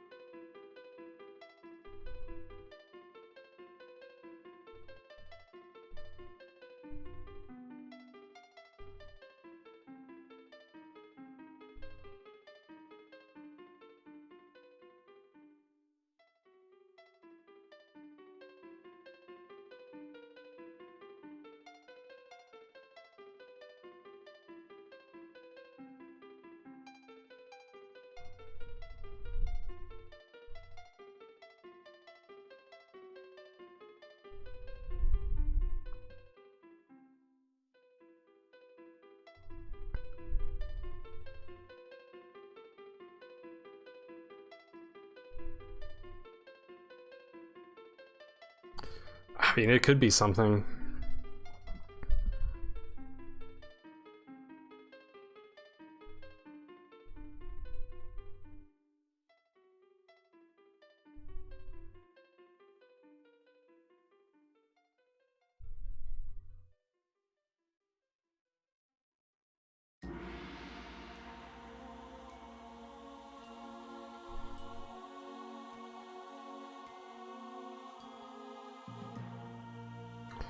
I mean, maybe I need to play b3, give up this pawn to get rid of this bishop, because man, is it a headache. I mean, I'm letting this knight come in, and it's a lot.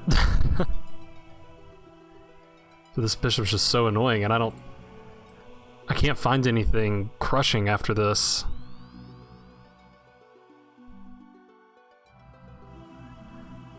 It just seems like a last-ditch effort.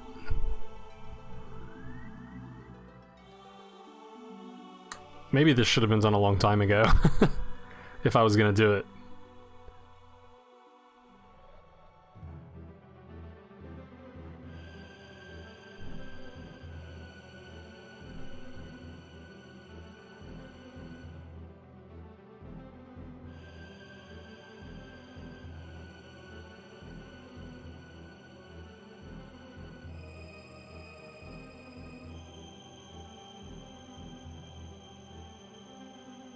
I mean, the problem is I'm losing both these pawns by doing that. Then he's got this pawn. Maybe b4, b4 would hang also.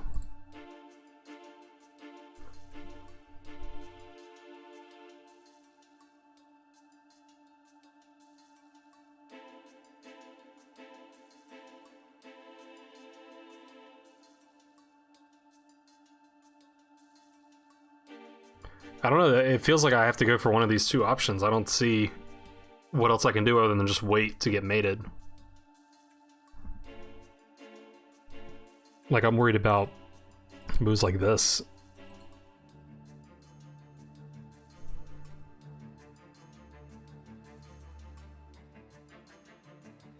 Maybe they don't work yet, but I can barely move.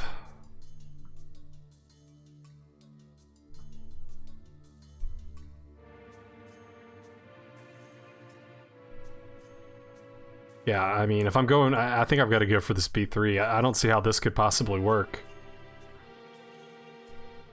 I'm basically trying to mate him with a rook and maybe this knight, but he's got this knight defending. This rook takes forever to get over there. Meanwhile, he can just take here and start mating me. Alright.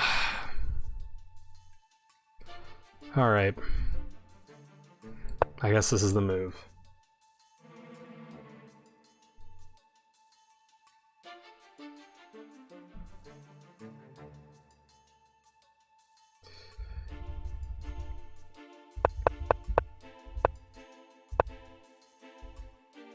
Yeah, I mean, if I was gonna do it, it seems like I shouldn't have played g3. I didn't see the idea here. But I didn't realize how dire my situation was yet.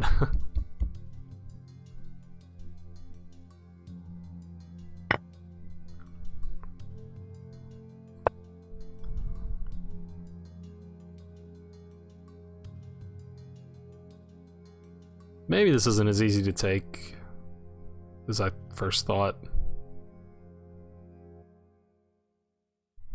Probably is.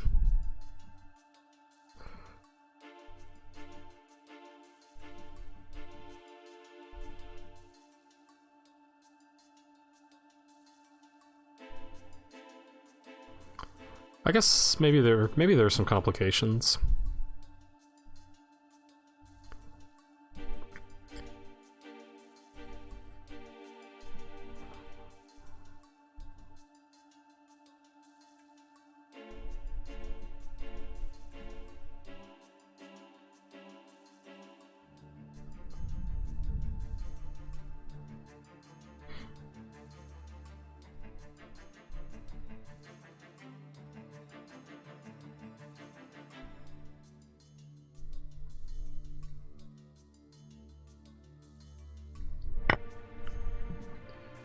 Yeah, I think that was forced.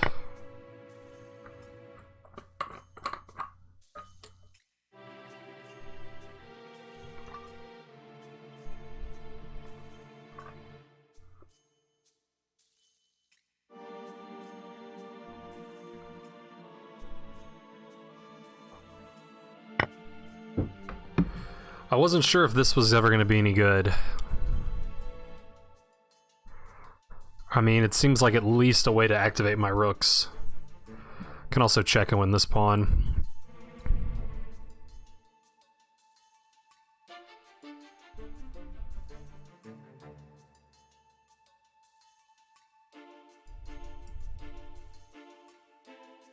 He's probably just going to start walking his king up the board.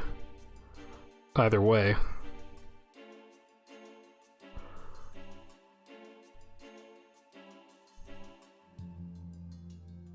But I mean, this doesn't win a pawn. This does, and I'm down 2 pawns. I can't be down 2 pawns. Like, maybe I can hold down 1 pawn, but not 2. I would much prefer to win this pawn, but I don't see how to do it. It's extremely well defended.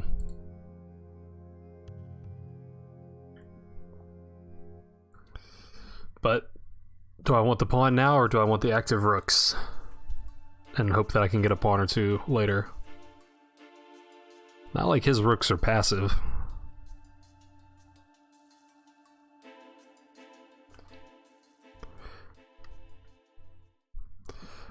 I mean, the knight is a pretty key defender of f2, so, you know, if I go for this, then the rook's gonna have to defend.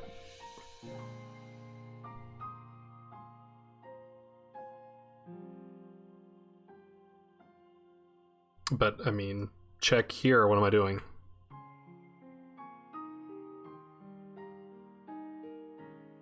I still have no threats. I guess I've just gotta accept a passive rook.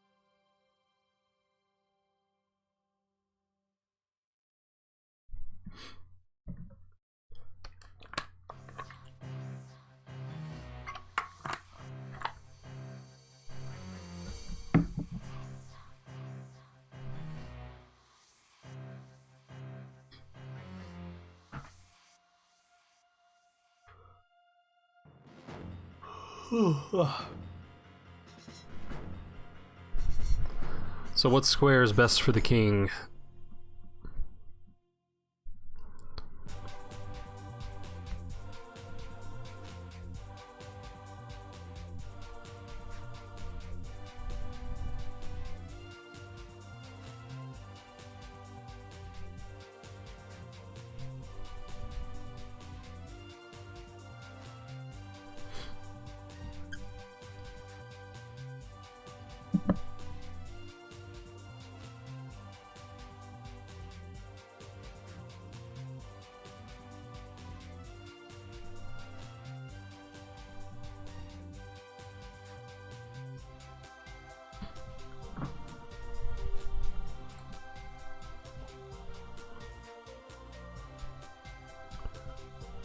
Now he's probably given me like 20 minutes of extra time.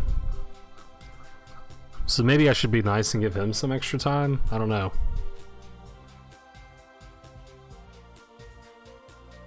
He is 200 points higher rated than me. And he's got a pretty winning position.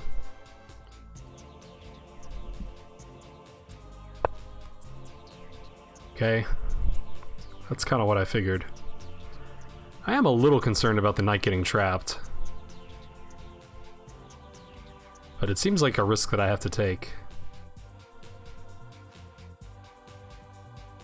I guess knight f4 wins the e5 pawn, it looks like. No. Knight f3 just hangs a knight. So no.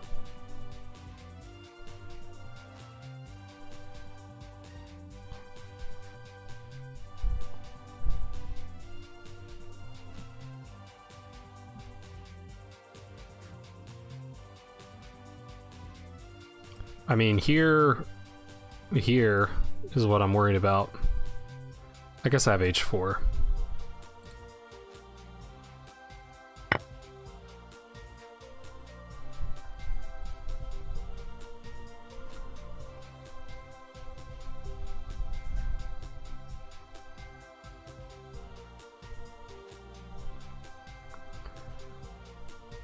I mean, at least he has the worst pawns possible. I guess if this pawn were like here or here, that would be worse.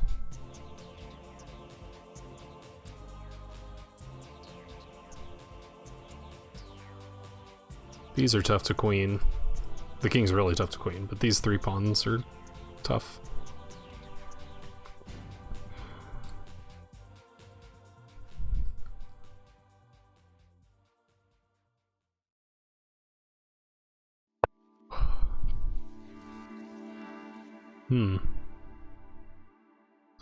Knight coming here, I suppose.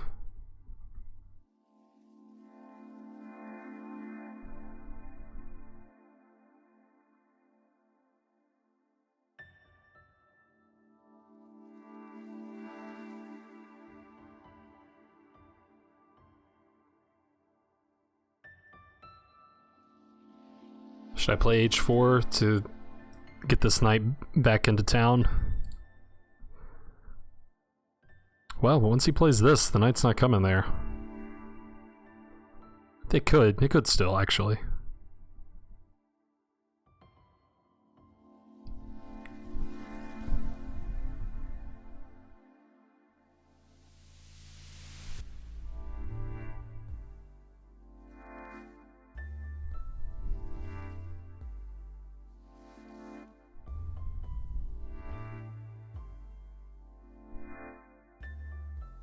I'm just a little worried that the pressure here is going to be overwhelming. Maybe the knight needs to come to h3. Do I have the tempi for that? h4, knight e4, knight g5, double rooks, knight h3.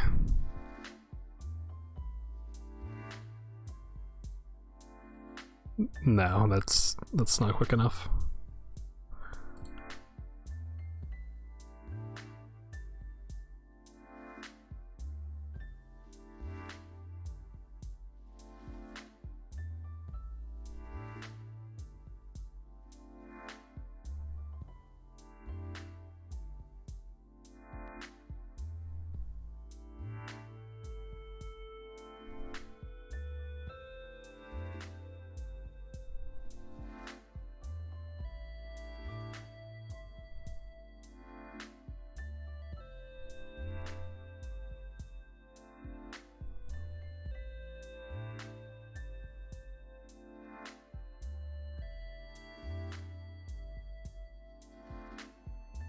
This is also a threat that I suspiciously missed.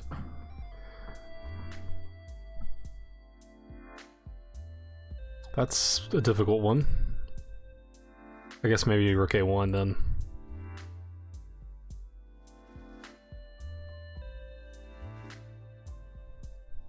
It's not going to slow him down much, but it doesn't lose material, I don't think. Okay, let's do that first.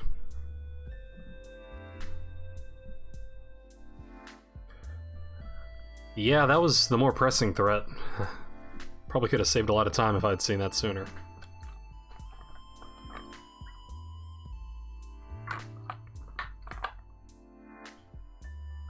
I'm sitting here planning the defensive f2 when he's starting to win an exchange.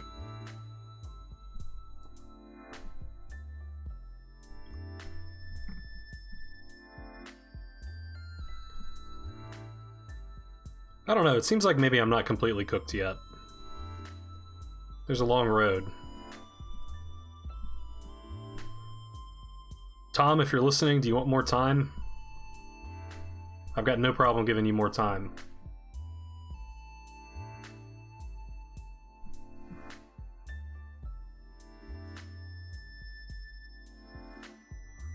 Okay.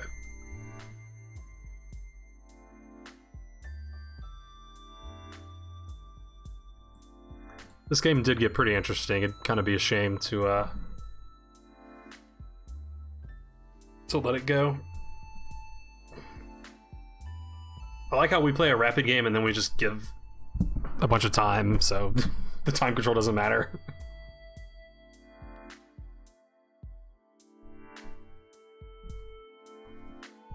but it's good for the spectators. I'm sure everyone's on the edge of their seats.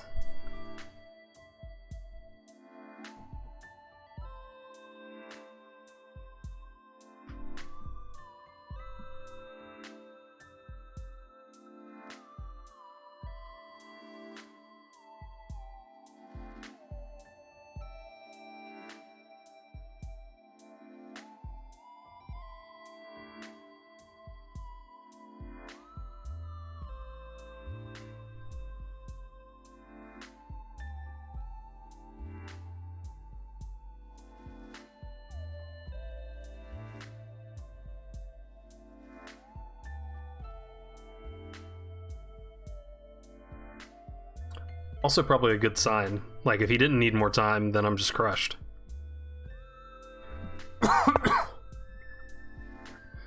Okay, doubling rooks.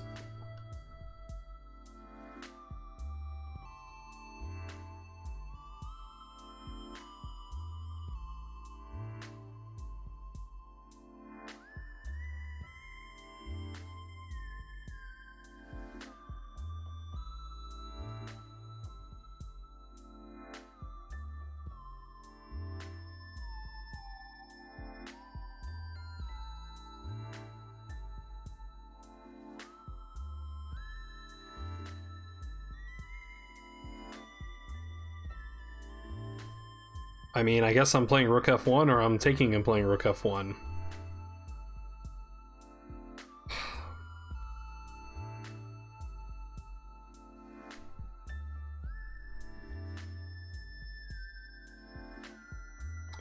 I mean, if Rook F1 right away, knight e4 comes, and then what am I doing? I can't push the F pawn, I just get mated.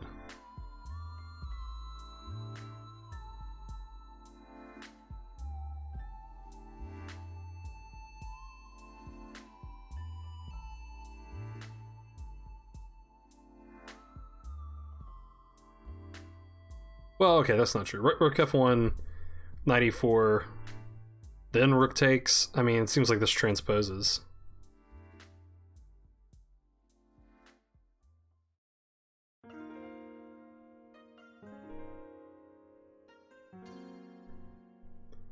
If I take right away, at least I guess I have the option of F3.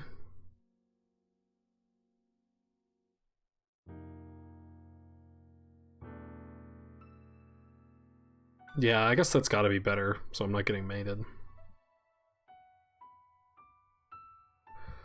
But I might need these rooks to win some pawns. I don't know, I think I gotta take. Well, I'm glad you're enjoying it, Philosopher. It's certainly been very difficult. And I could even play F3 right now. It just starts to look pretty loose, but it does stop his king from coming up.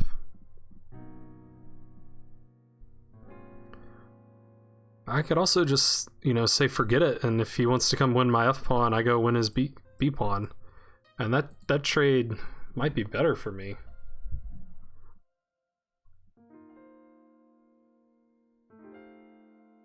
So what do I do in the meantime?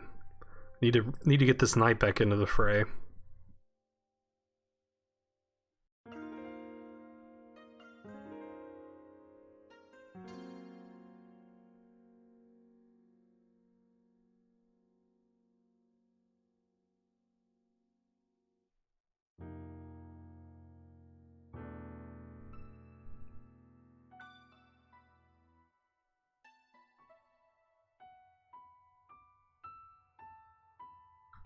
H4 feels like it's pushing the pawn to its doom.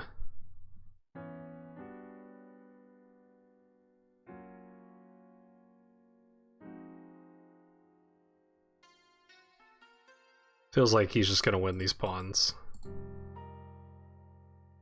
Do I really have time to get back in the game this way, though? Maybe. I mean, that threatens this pawn.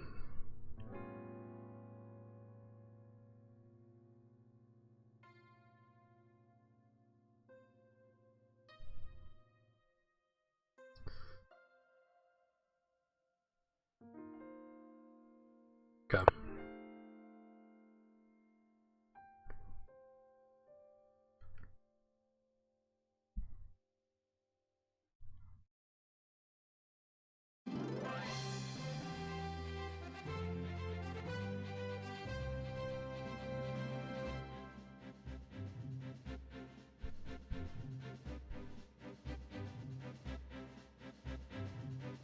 Yeah, I mean, this actually has the nice effect of forking these pawns.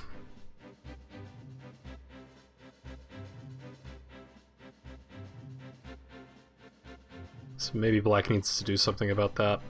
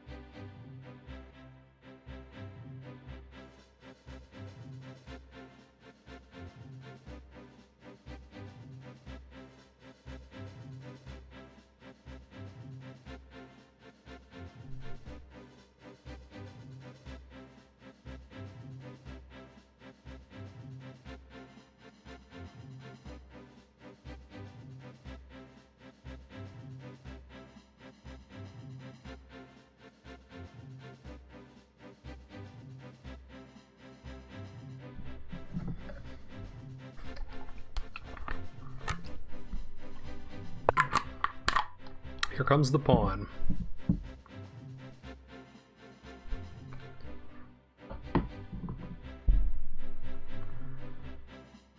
So here, I assume the plan is to just push the pawn.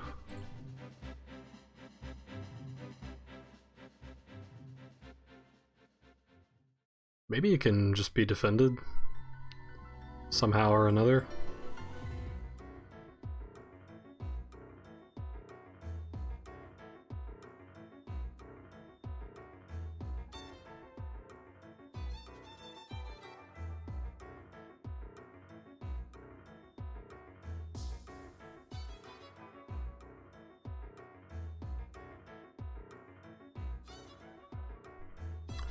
Is this too insane? It gives him a pass pawn, which seems crazy to do. So I guess I won't do it.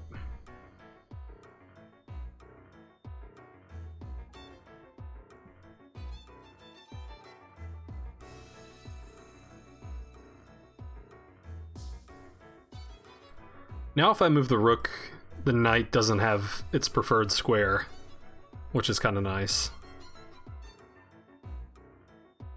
If I attack the knight. I guess this square isn't so bad. I mean, that's boxing my knight out some more. But then here, and I'm forking these pawns.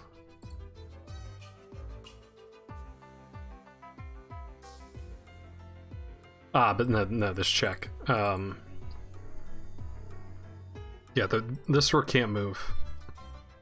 I can go here. I mean, maybe I can consider that. That's another way to attack the knight. But then here... eh.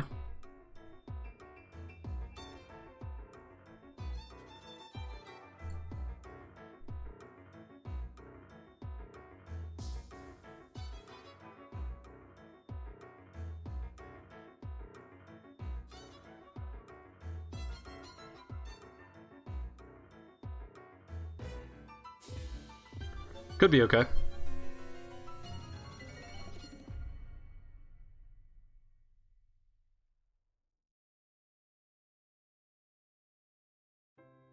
I think it's okay.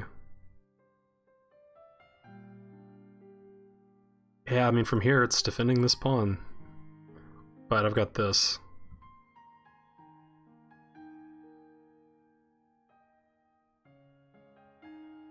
I guess here... But again, if he wins this, and I'm able to win this, I'm very happy.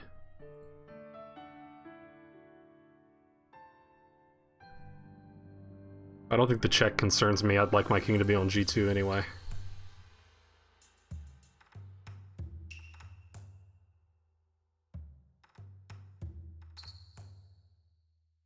Okay, let's see.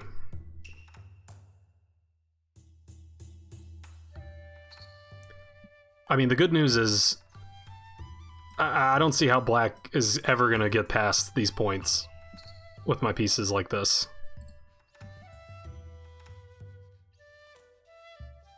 Very difficult anyway.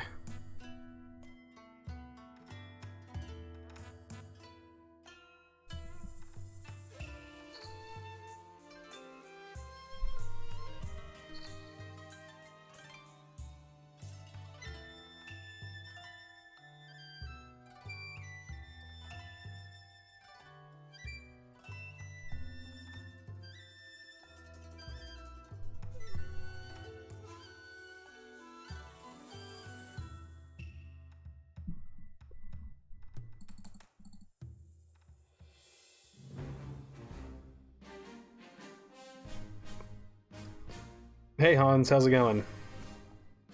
Rematch? I think after this game I want to play some Blitz, which, was that what we played yesterday? I think we played Blitz. So yeah.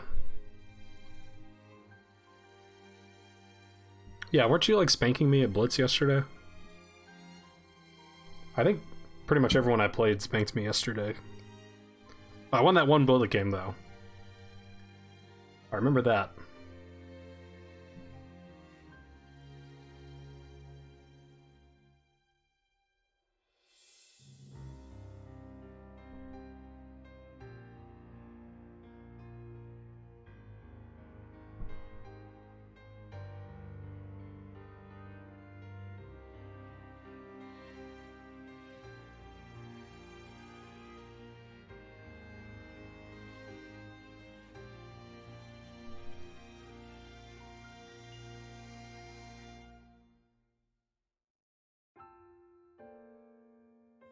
Four zero, yeah, that sounds familiar. That sounds like me losing 4-0. Oddly enough, that's only the second worst beating I got last night, so... Finger Teacher beat me 10-0. That's right. I queened, I was winning, and then I was flagging, and I didn't quite take the last pawn in time. I remember now.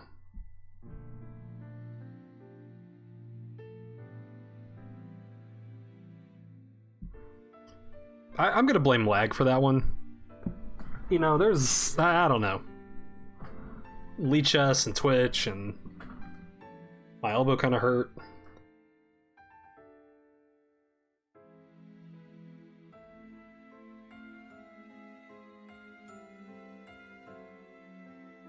Anyone want a sub? I'm sure someone does.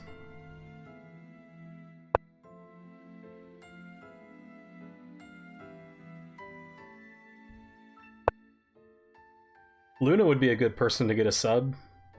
She's good at chess. Knight there. So here.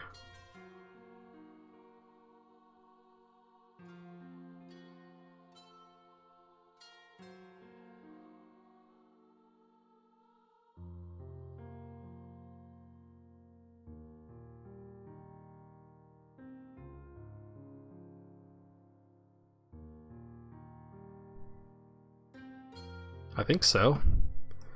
Here and then like here? I guess maybe he goes here. Well, that drops this pawn, so I'm happy. Yeah, that looks good.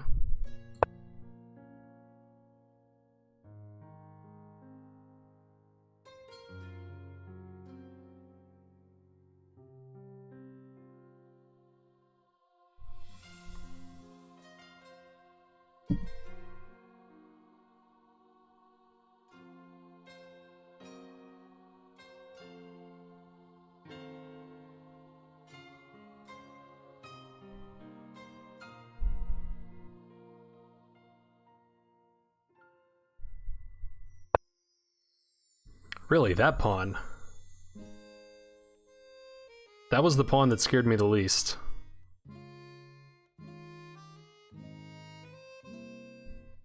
Don't know what's happening here. That can't be good.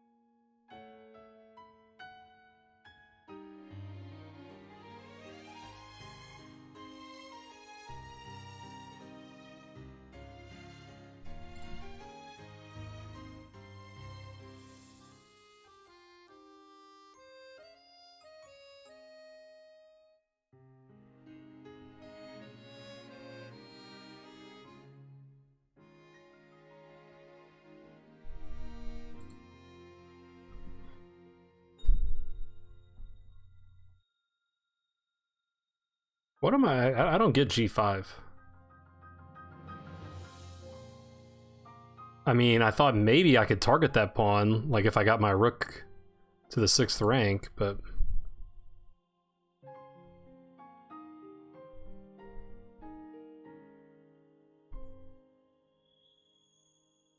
Must be missing something.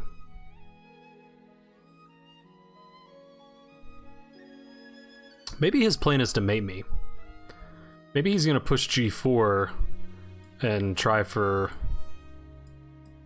these moves.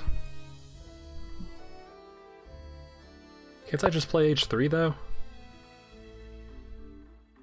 Wow, now I know he's up to something. Why can't I take it?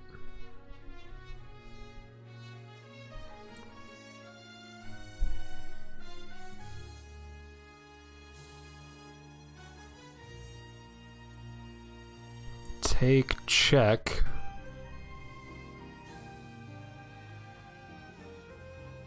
Ah, well then I can't go here because he played g5, so that makes sense. So take, check, I go to the back rank somewhere. Is that bad?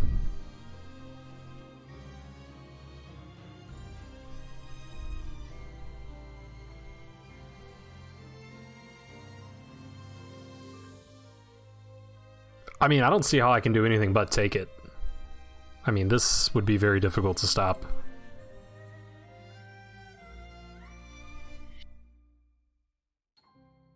I'm not seeing... I mean, after rook a2 check, I think just king g1 or king h1. I don't want to drop this pawn, is the only thing. And there's no follow-up checks. I mean, my king's getting boxed in. That's certainly scary.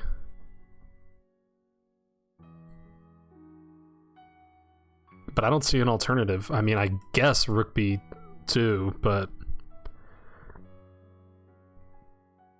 then like here, and I don't know. I think I've got to take it.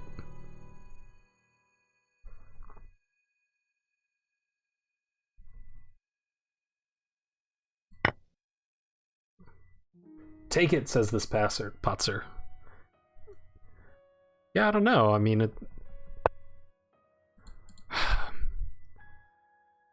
I guess I could even go to h3, right? Nah, I mean, no, I would get mated. h3, g4, king h4, rook takes h2. But I don't... What's the issue?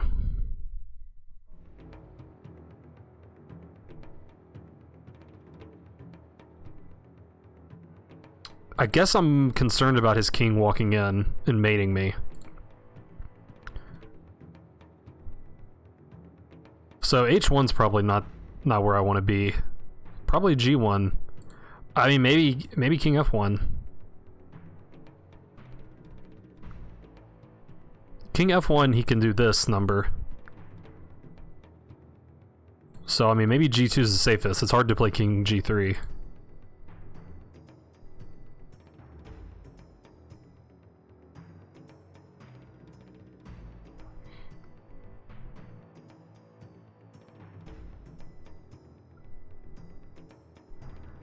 Yeah, king g1 seems like it has to be the safest.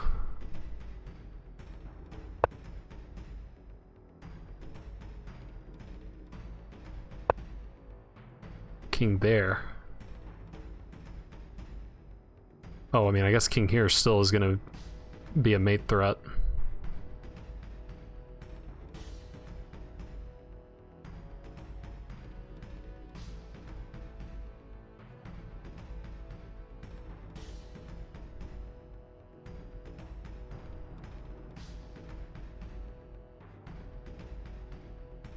I could just bring the rook to the back rank.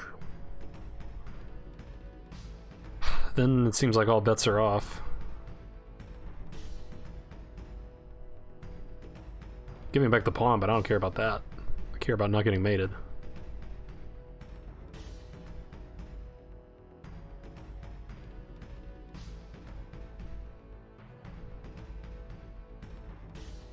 Maybe the knight coming in's a problem.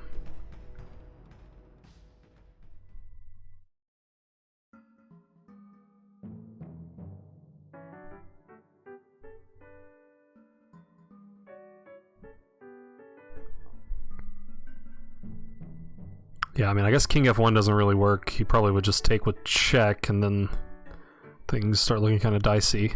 I mean, if I run my king this way, I'm in danger of getting forked, and these pawns probably fall. Man, rook b1 seems like the move.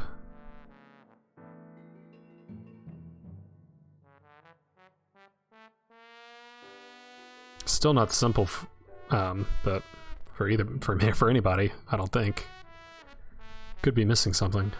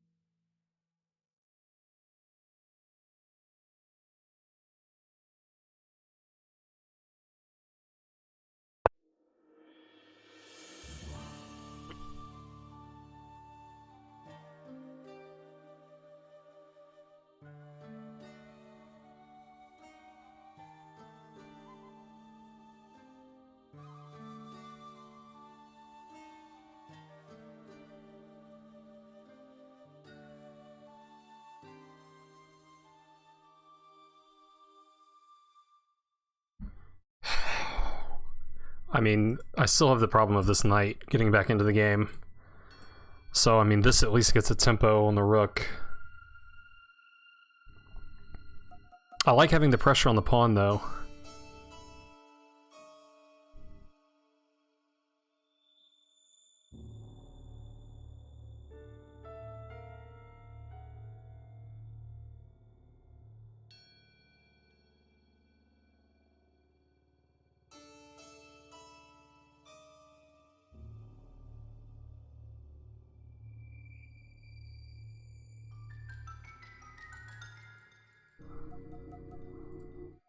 Okay, let's go here, see what he does.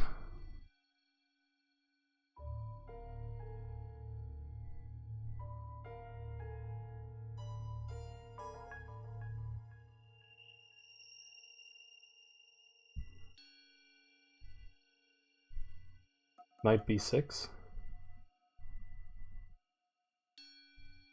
Doesn't he have it defended enough?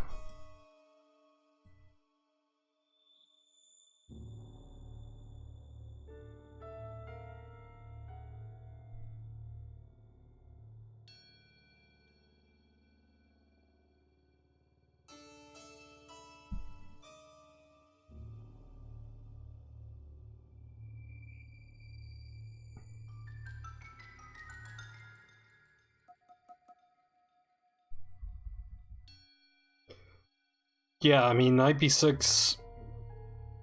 I'm just scared that there's some really strong move. Like, I mean, king f3...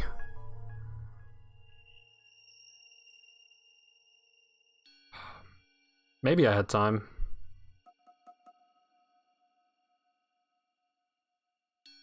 I don't know, that looks dangerous. I mean, it's possible.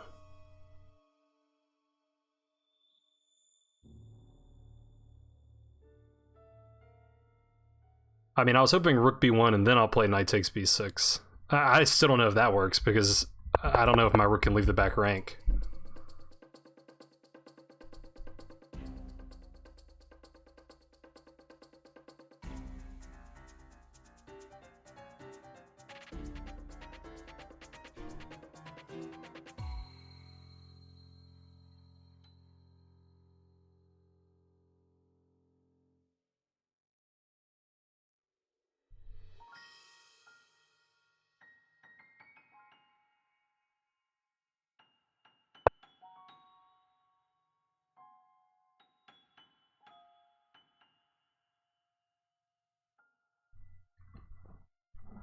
I think I want to just return and put pressure on the pawn.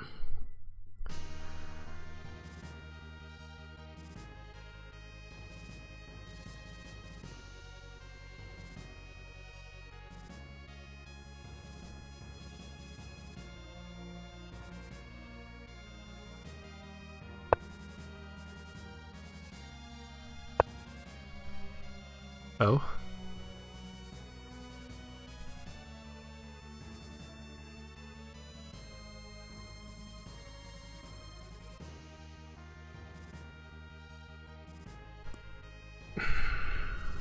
Well, I mean, now I pretty much have to, don't I?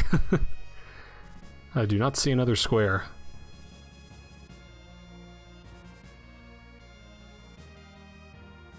Alright. He's calculated something. That's a good one, I guess.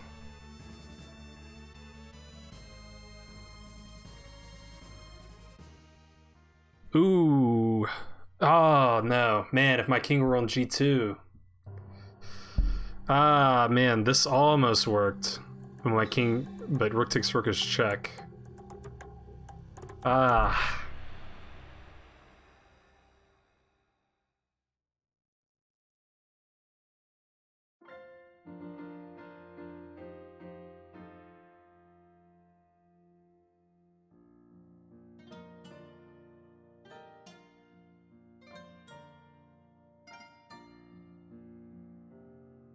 Can't even take the knight.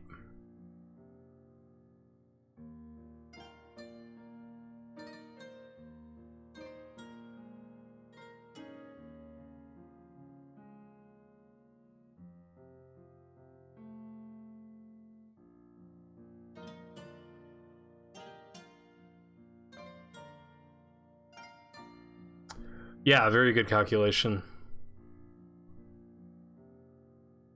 I mean, I figured he was up to something with rook d8, but I didn't have another square, so wasn't much of a thought.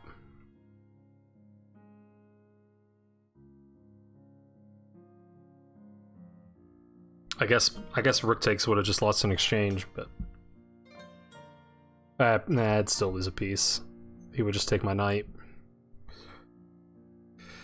I mean, I'm just trying to think if there's any reason to play on. I mean,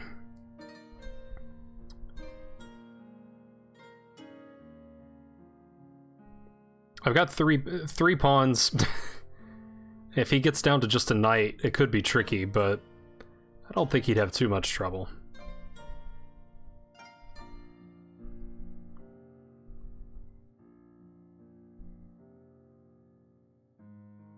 "12 moves ahead?"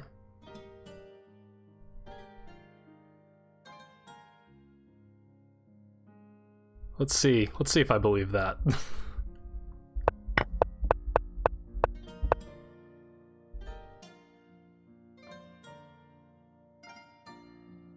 Well, if that's true, then rook a6 was just to bait me into playing... That doesn't make sense, though.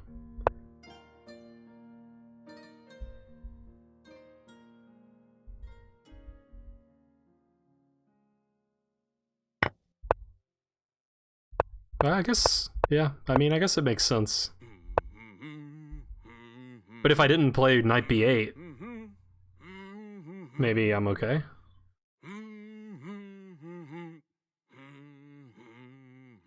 Yeah, I don't know. Okay, is there any reason to play on? I mean...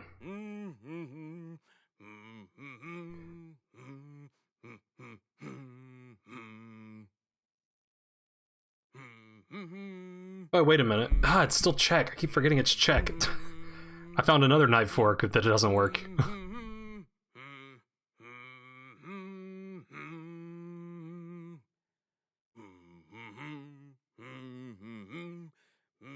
Yeah, there's no reason to play on. I mean, this pawn's gonna fall too, so I don't think there's any drawing chance. All right, well played. Yeah, that was a nice maneuver to win the knight there at the end.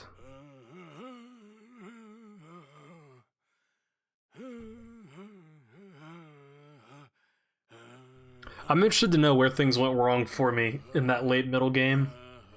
Because I mean, I had to have been better. I don't know how much. but I absolutely had to have been better.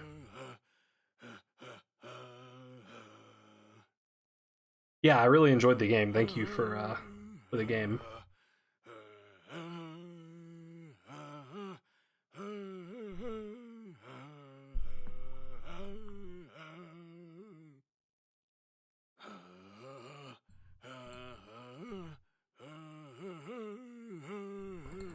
Yeah, the this part of the game, it seemed like the tide turned, and I don't even really know how it happened.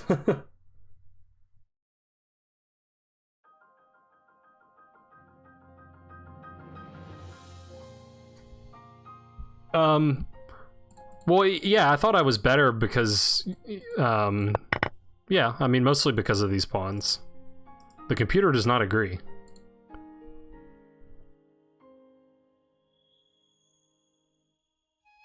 I mean, I will grant that your pieces are more active than mine.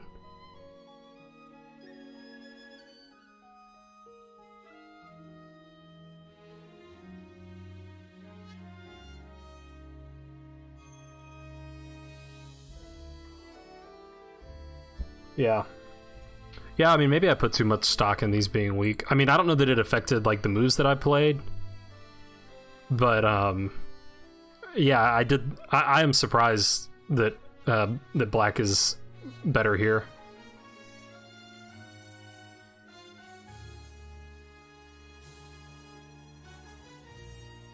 Well, I'm not saying I believe that they're always weak. In fact, there's a really funny game that I had with Ben Feingold where he was white. He had doubled pawns on, like, where were they?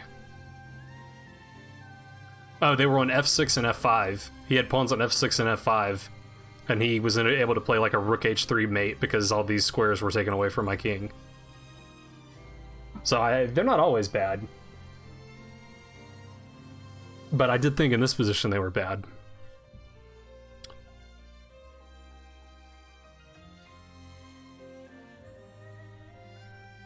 So, I mean, looking at the graph, there are some moments where I had, you know, a slight edge, but it's mostly just coming out of the opening. You know, white should have a bit of an edge.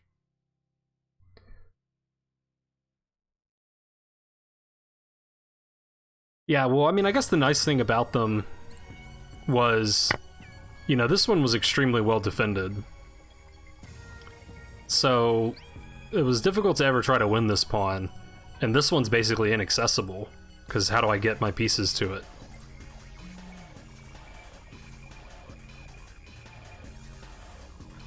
Yeah, I mean, I guess if nothing else, I did, you know, think that, like, even if I'd had an advantage, it probably wouldn't have been as big as I thought.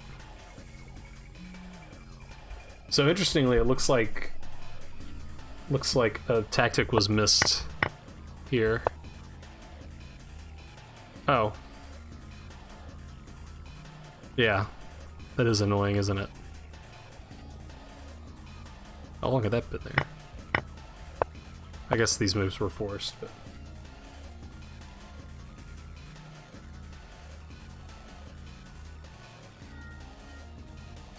After knight f6, the bishop gets free with e5.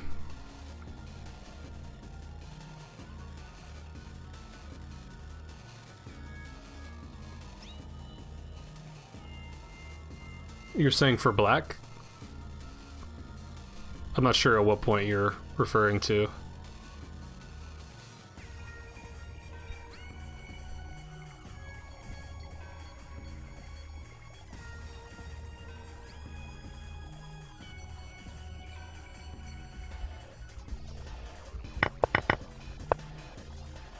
Yeah, I never even saw this idea of pinning. I guess it just loses a piece eventually.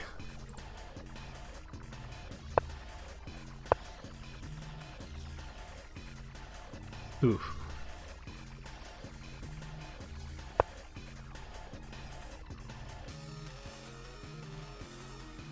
Wow. Bishop has no squares. Oh, because, yeah, this rook's overworked. That's the issue. Probably about move 18 or so.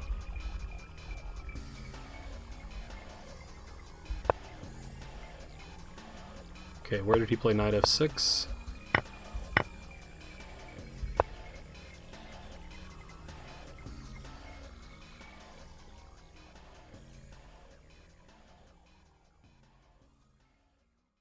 So you're suggesting that black should play e5, or you want black to play e4? I'm still not quite following, I don't think.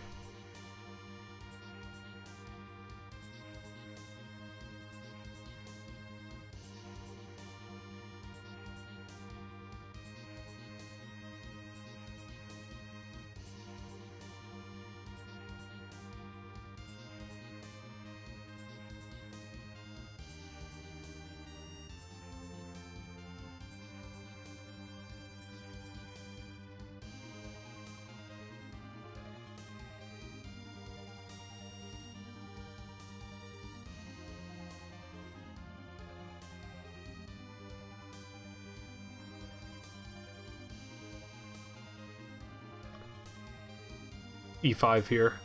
Well, I guess you mean e4, right?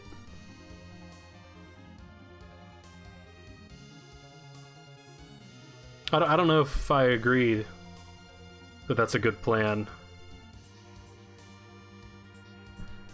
Because, I mean, the bishop is kind of nice defending this pawn, right? On e4, my knight's already attacking, I can bring a rook over quickly.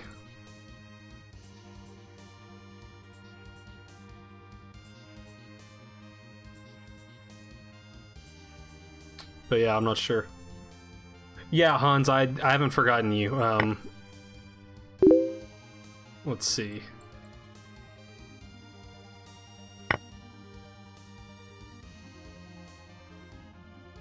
CD1. Really? It's not concerned about this bishop?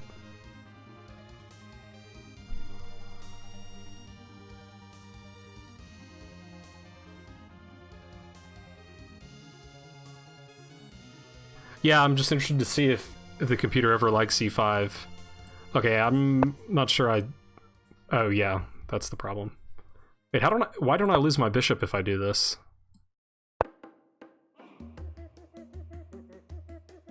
Knight here? Oh, okay. Yeah, that's a tricky move.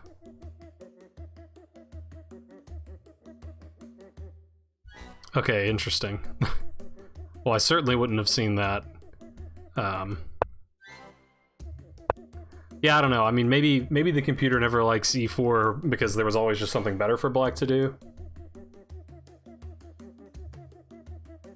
I never analyzed loudly king g2 after rook f3. That's a very good question.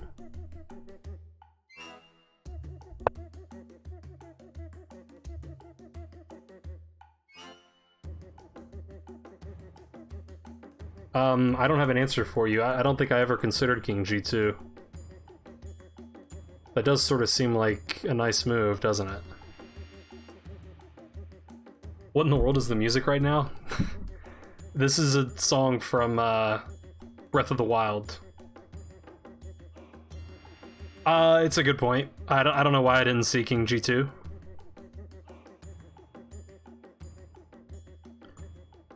I mean, I like it now that I see it. I think if I had seen it, I would have played it. I guess maybe if king g2, there's like rook or knight e3 check.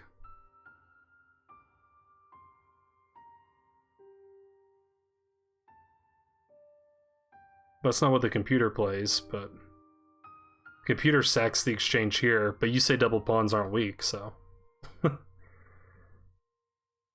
Knight e3 check and knight takes rook. Oh, king takes rook. Oh, yes, true. Yeah, I guess knight e3 check isn't such a good move. I mean, the computer is taking this, which I did see that maybe this was possible, but I didn't figure it was very good for black. No, I don't know why I didn't see king g2. I think sometimes I just have a blind spot in my board vision.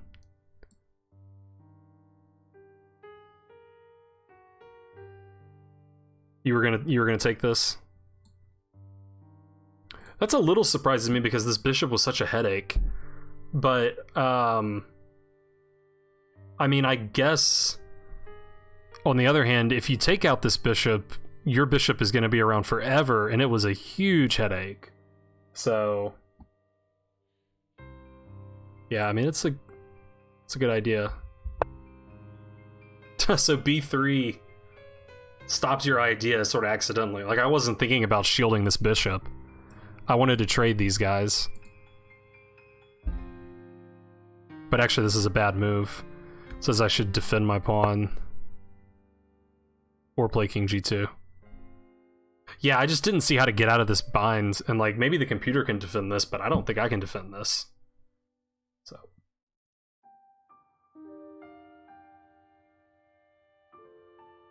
Yeah. I mean, it's silly that I didn't see king g2. Like, that's a pretty obvious looking move. So, I don't know. Sometimes I just miss moves like that. I don't know why. I guess it's just lack of experience, but... Remember our last game? Do you mean the long game we played yesterday, or like our final Blitz game? Pretty tied to defense. Yeah, I mean... I think that's happened in many of our games. I mean, that was kind of the idea of... is this the computer line still? Yeah. That was kind of my idea of b3, was hoping that I could, you know, get rid of some pieces. And like, I was thinking about bringing a rook to the back rank, trying to get some checks or pick up some pawns. Like, I didn't want it to be tied down to the defensive f2. So yeah. Hans, yeah, actually I play Rocket League, although I haven't played it in a while. Okay, well, I'm gonna take a quick break, get some water. I'll be back in like 1 minute, and then I can play Hans, since he's been waiting very patiently. So let me go do that real quick, and then we'll switch to the Blitz portion of the stream. What was I doing? Yeah, here we go. Okay, 1 second.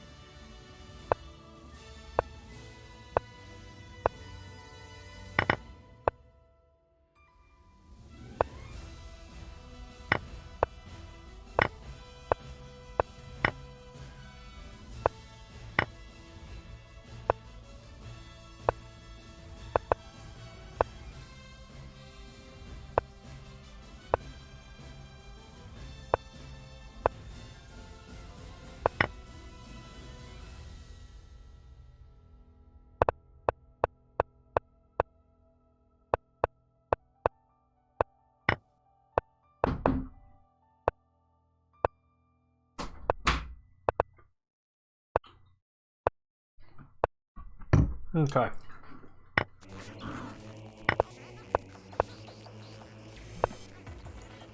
Yeah, Tom, I definitely enjoy the long games for that reason.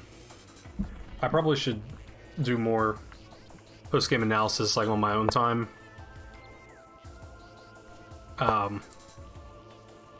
But yeah, I think they're instructive, and I've gotten to play some strong players, you know, in the streaming community recently, so that's definitely been helpful.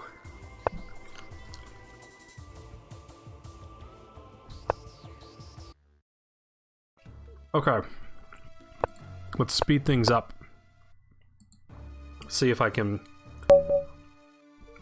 do okay in Blitz.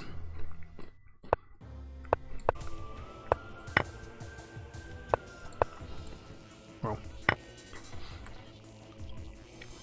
I'm just making my moves, I'm not paying attention to his.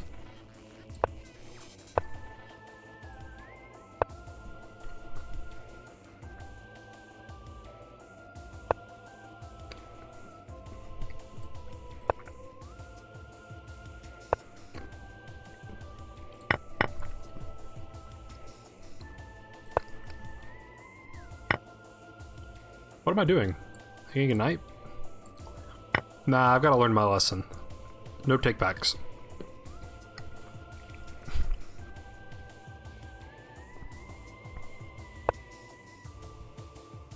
How did I not see my knight was attacked?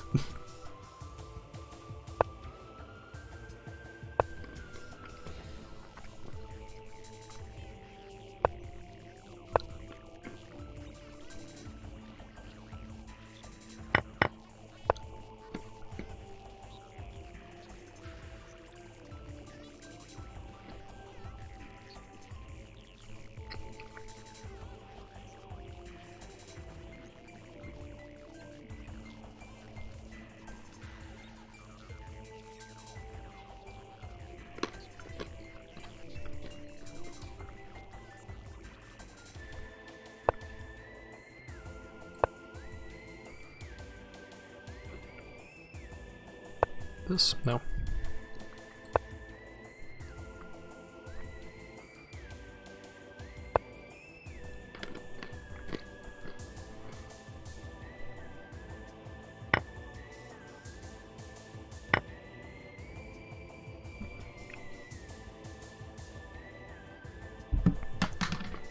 Dropping things everywhere. Are you getting like 3 pieces for a... You're getting a lot of stuff, aren't you?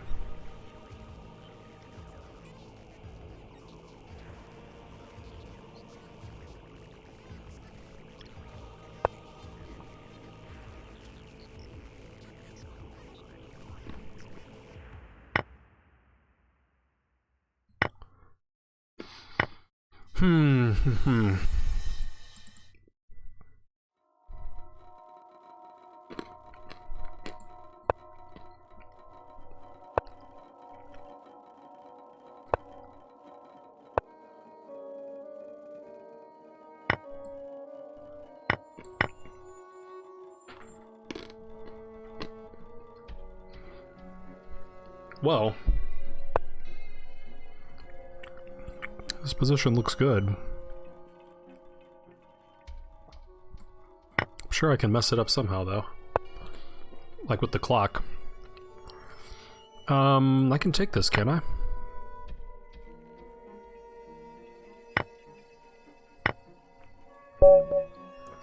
Yes! I can play Blitz. Even after I blundered a knight.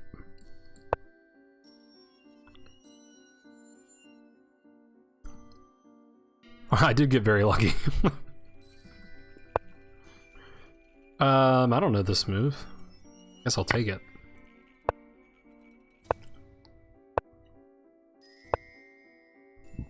It's like a weird Budapest. Oh, I'm blundering my rook.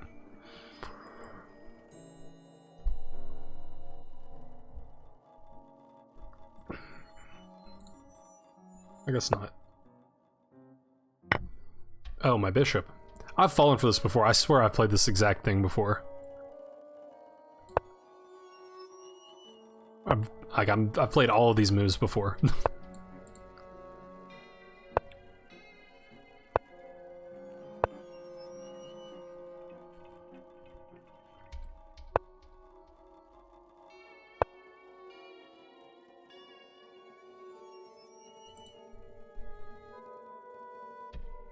Uh,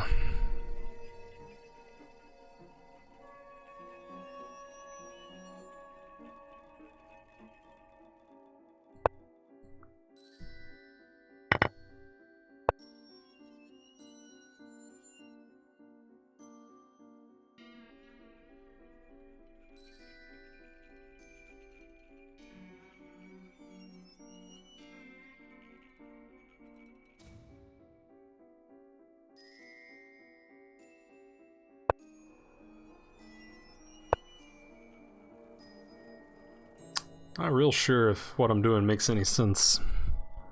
Probably doesn't. Yeah, I guess it doesn't.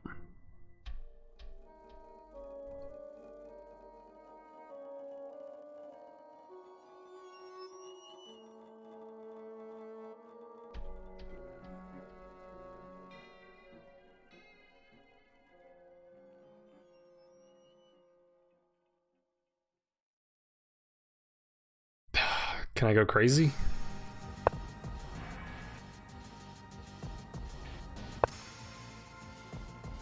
A little too crazy?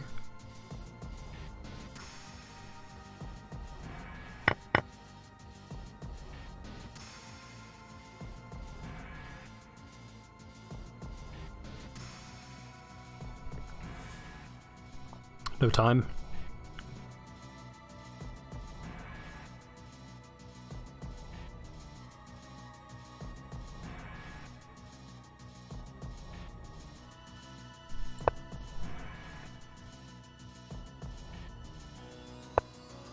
Oh, this was hanging, wasn't it?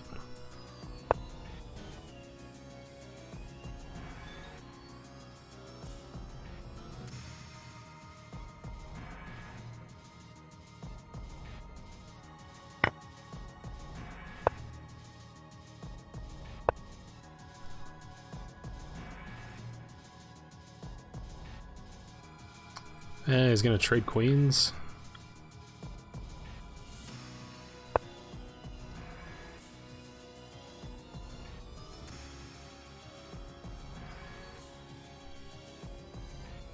Well, this is fun. I don't know what's happening, but it's exciting. Can't go there, can I? What was my plan here? Here? Lose on time?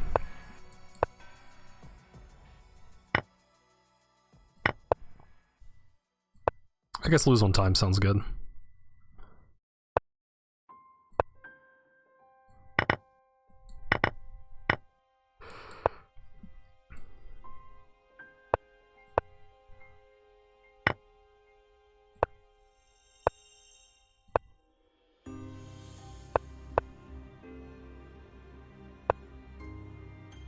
Ah, yeah, that's not good. Oh, wait. Yeah, well, that was interesting, I guess.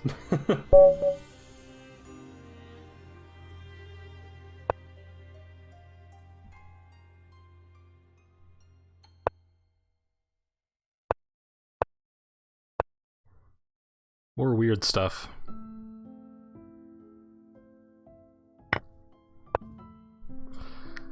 Yeah, I'm not letting you have that one.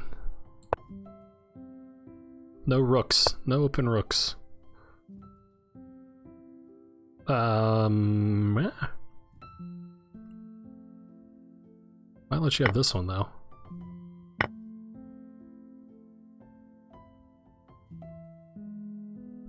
Yeah, I guess I probably shouldn't have.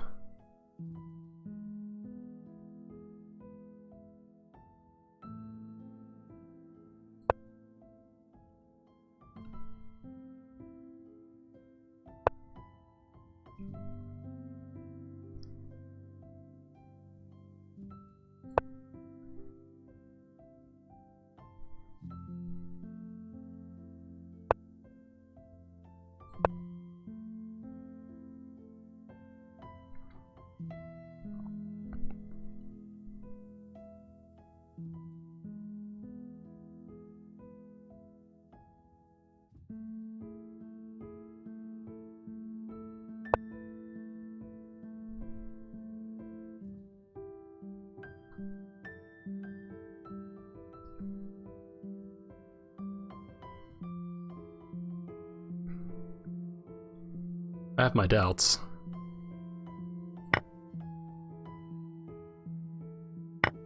Yeah.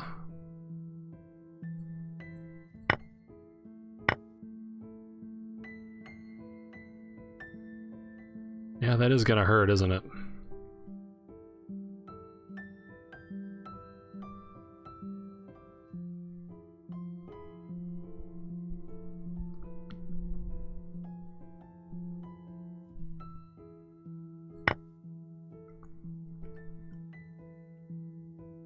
Ah, my bishop hangs at the end.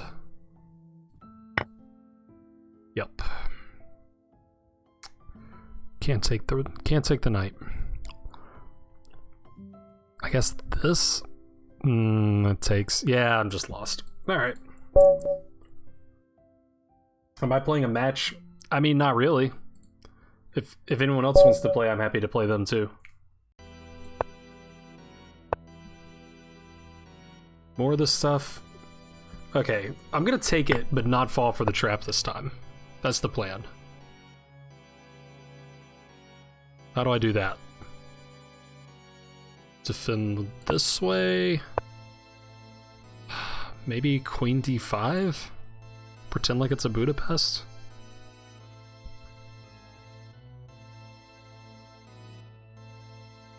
Or just give the pawn back? What about this? I fall for the same nonsense?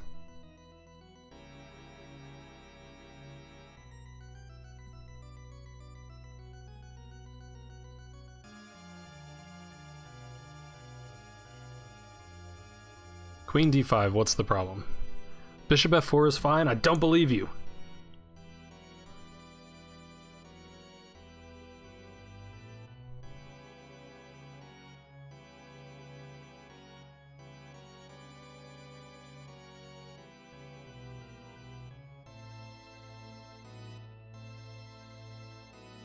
All right, let's just play. You can have the pawn back. You send a challenge. Okay, I'll play you next. I actually managed to win a game against Jack, so there's, you know, no appearance of me trying to dodge an adoption.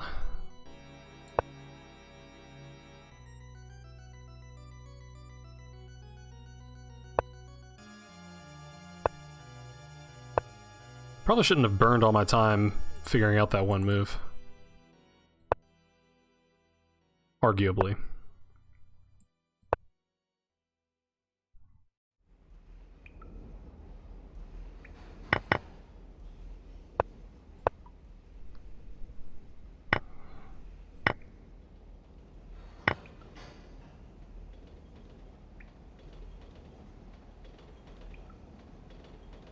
I guess you just take my bishop.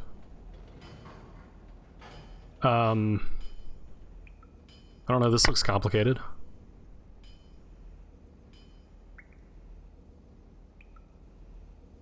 Maybe it's good. That seems good.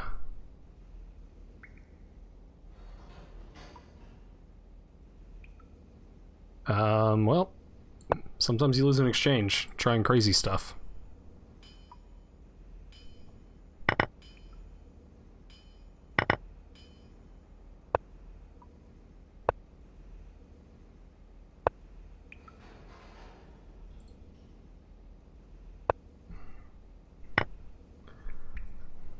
Oh, good point.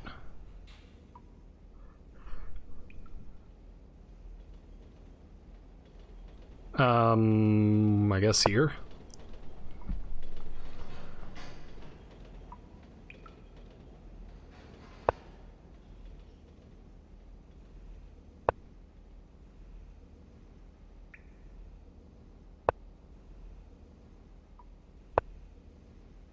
Yeah. That looks like mate. Not quite, I guess. Oh, very much quite. Oh wait, I didn't mean to rematch you, sorry. Sorry, Meganometric wants to play, so let's play him. Man, my record against him's not too good either.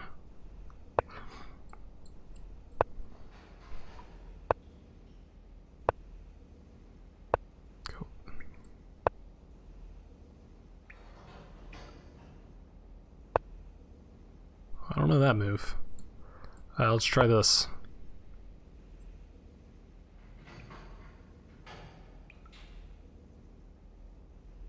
Yeah, good games, Hans.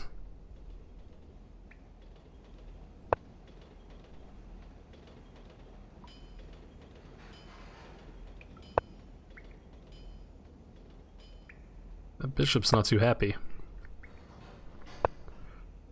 Yes, the checks. Always with the checks.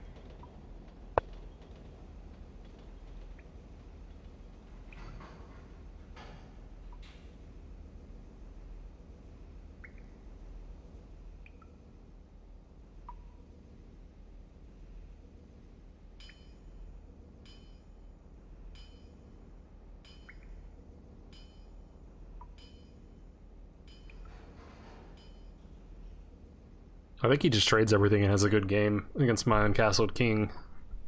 Hopefully there's not anything more.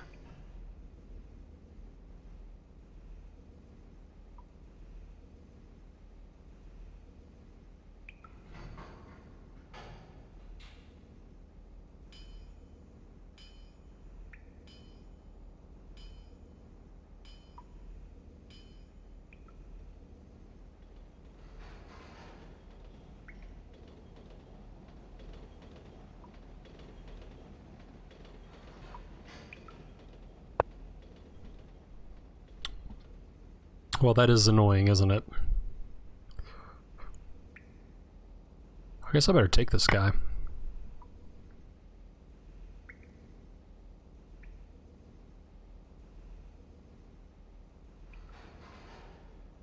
Maybe this is the idea.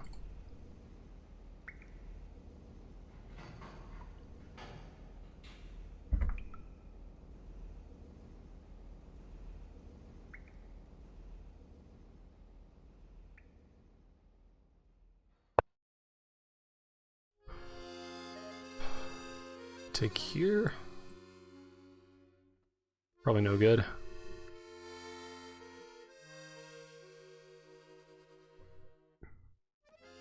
Probably just pick your favorite way to lose a piece.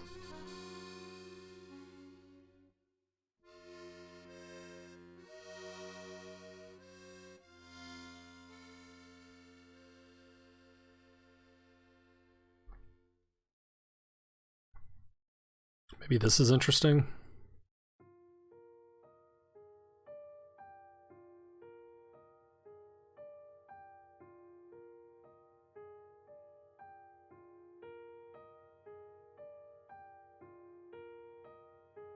I think I gotta take this.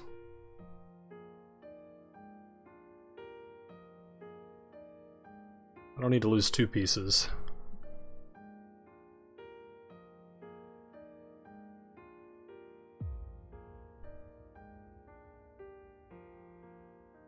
And now my bishop has e5.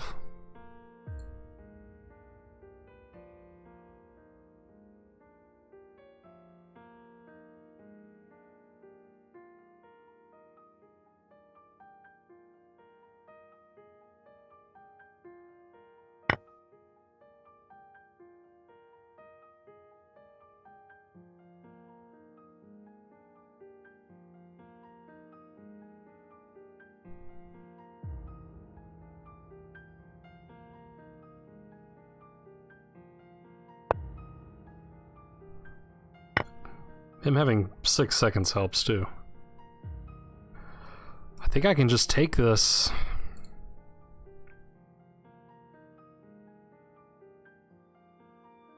Yeah, my rook's basically dead.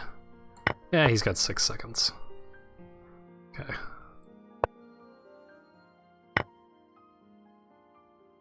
True. Oh, I hung a piece. He didn't see it.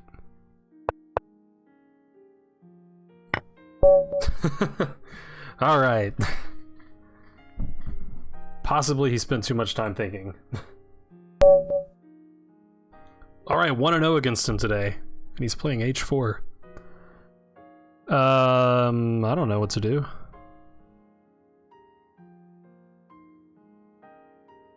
I guess H5. This is modern chess. Guess I'll take it. Quick development, is it?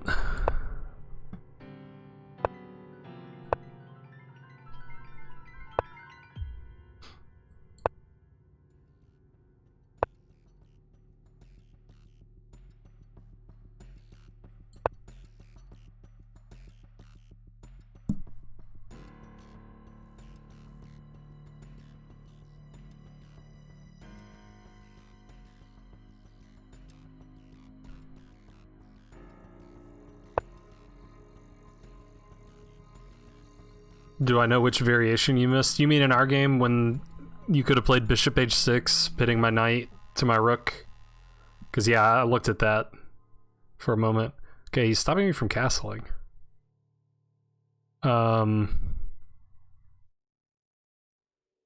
Let's do this. Yeah, you had bishop h6, and if I played like a rook over to defend my knight, you could play b6, move my bishop, and then my rook's overworked. It's defending my rook and my knight. Yeah, I mean, I didn't see it during the game. I saw it in the analysis afterwards.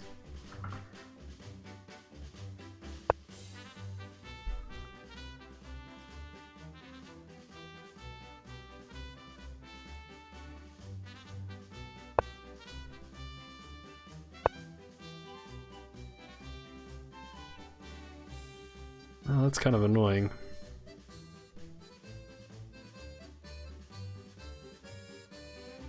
Maybe not too annoying.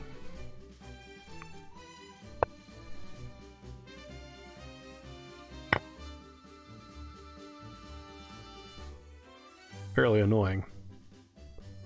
Why did I forget that I couldn't do that? Well, I think I want my knight around to defend things. So I guess let's take this one. This is hanging, kind of.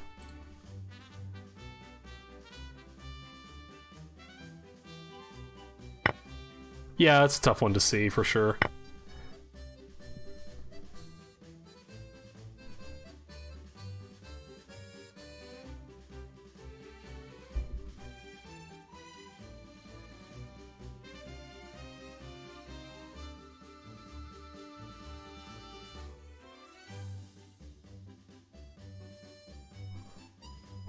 Need to activate my pieces and need to not get crushed on the H file.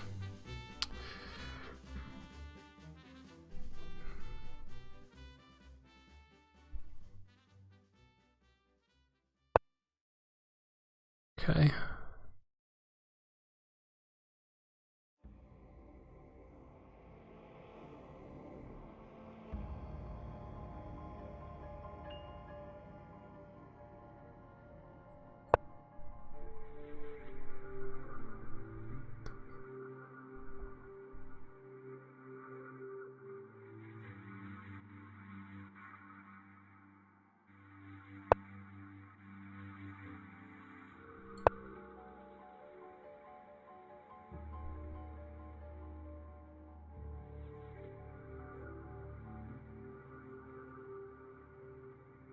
Be gone, knight.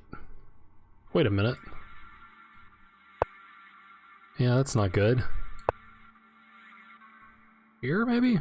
Nah. Queen? Probably king.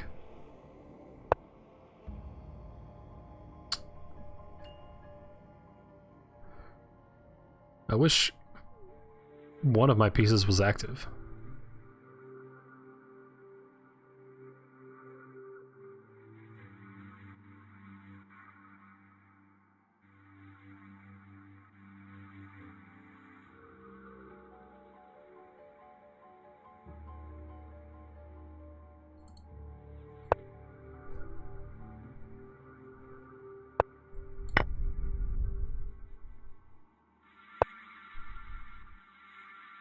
That's not quite what I expected, but it does seem like a good move.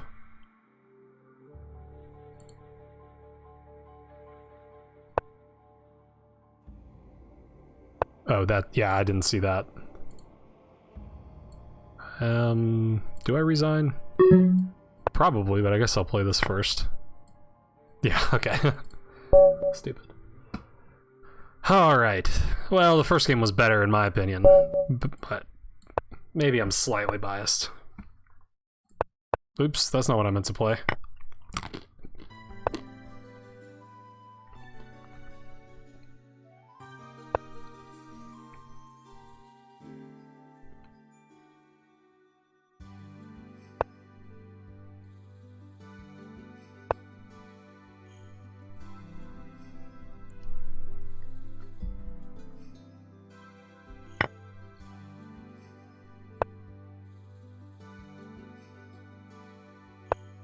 Well, this doesn't seem so bad so far.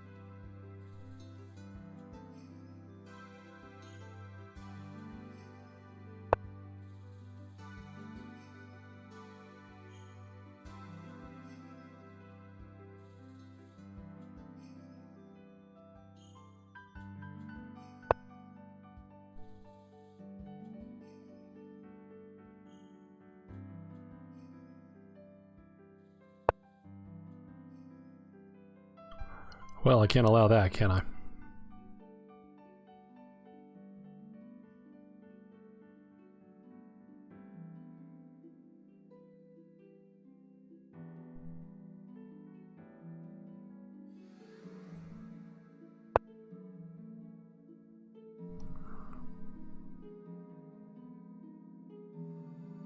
Oh. That bishop had a job. So that was the only move. Yeah, that does make it tough.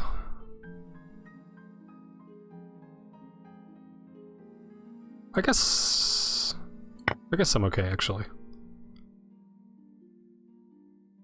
I'd been counting that pawn out. I forgot that I defended this earlier.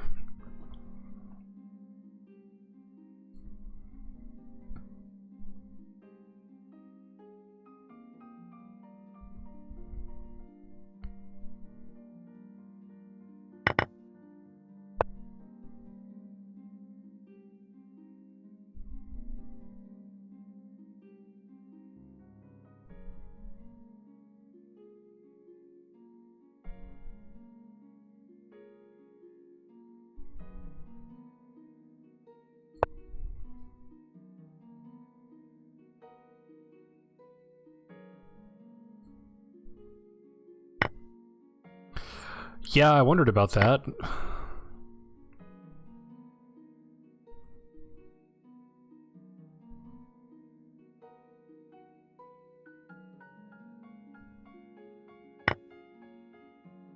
Oh, that's not the follow-up I expected. Does look good, I must admit.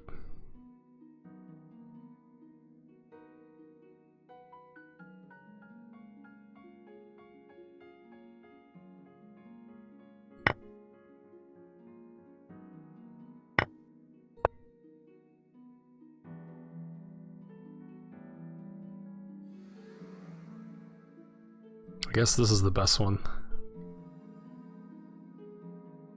Peace versus an exchange.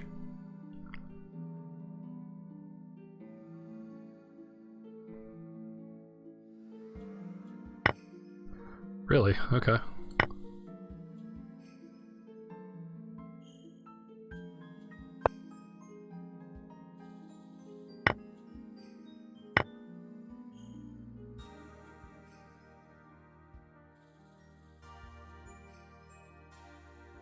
This seems good for white. Probably a draw, but...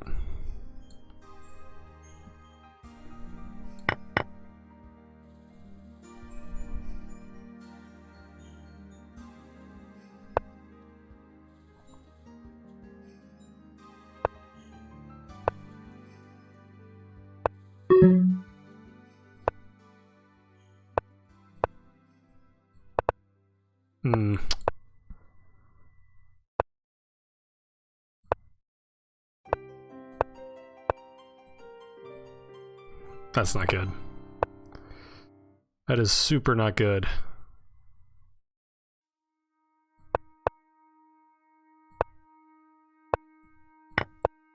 Yeah.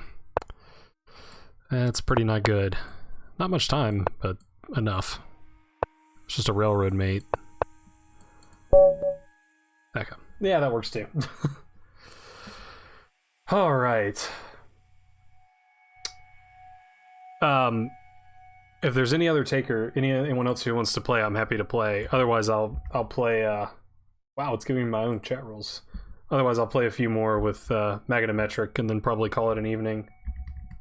But yeah, if anyone else wants to play, there's the link.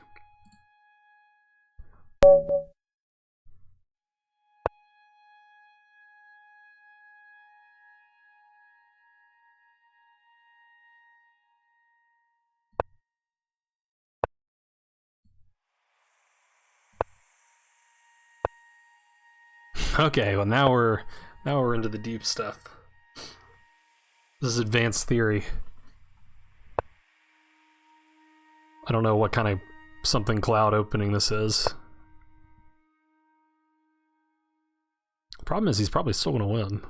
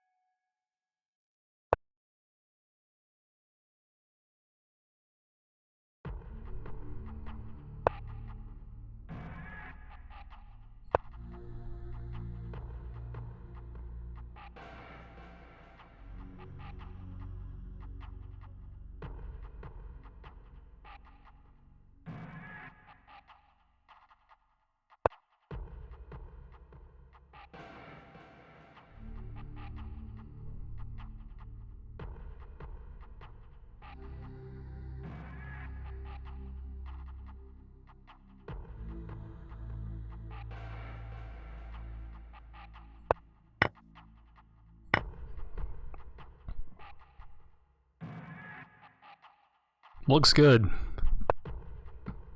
It helps when he plays nonsense. Don't screw it up.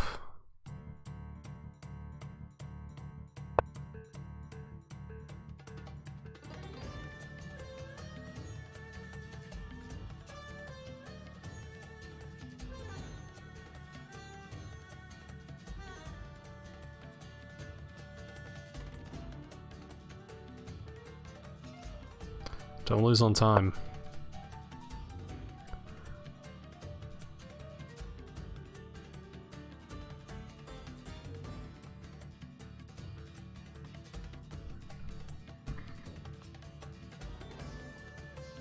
It's some kind of cloud. Bond Cloud is E4 King E2. I don't know what this nonsense is. Some kind of advanced, you know, Mega Bond Cloud.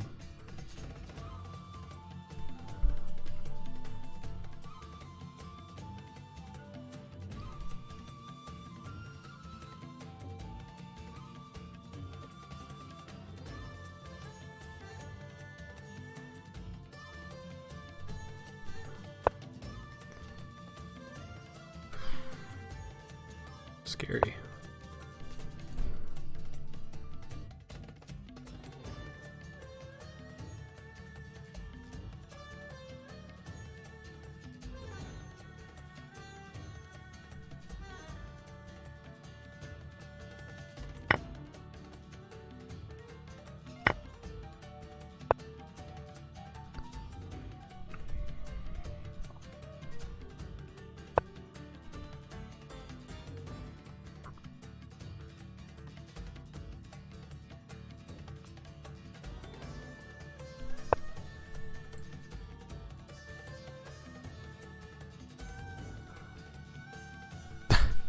Is sacking a piece too much? Probably so. Probably slightly unnecessary.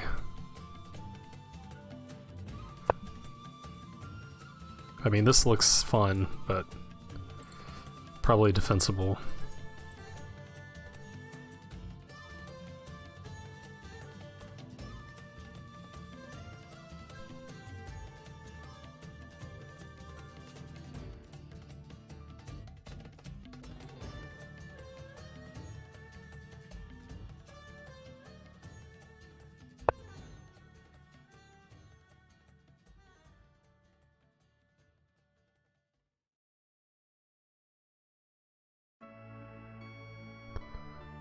What's he? He gets a check?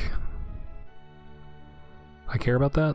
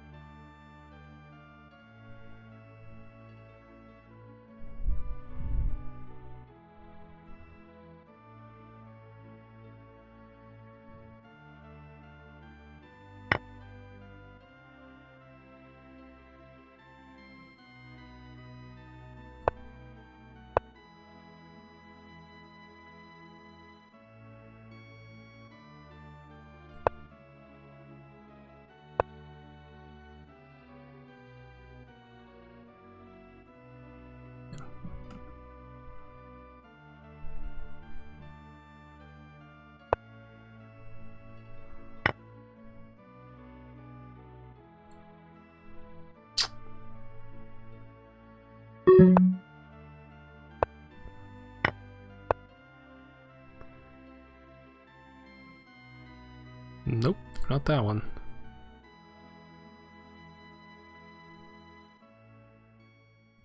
Do something.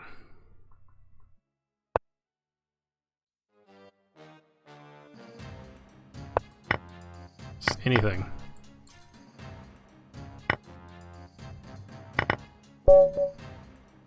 Wow, I really cut that close. Just move. Like, you know, they don't have to be good moves. He's got like 5 seconds left.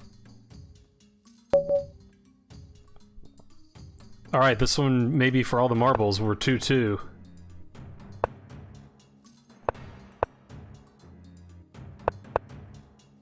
What?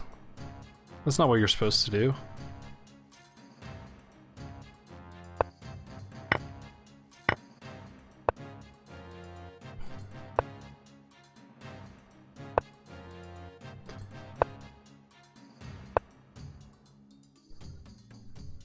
But usually he plays d5, c5, so now he's losing a tempo.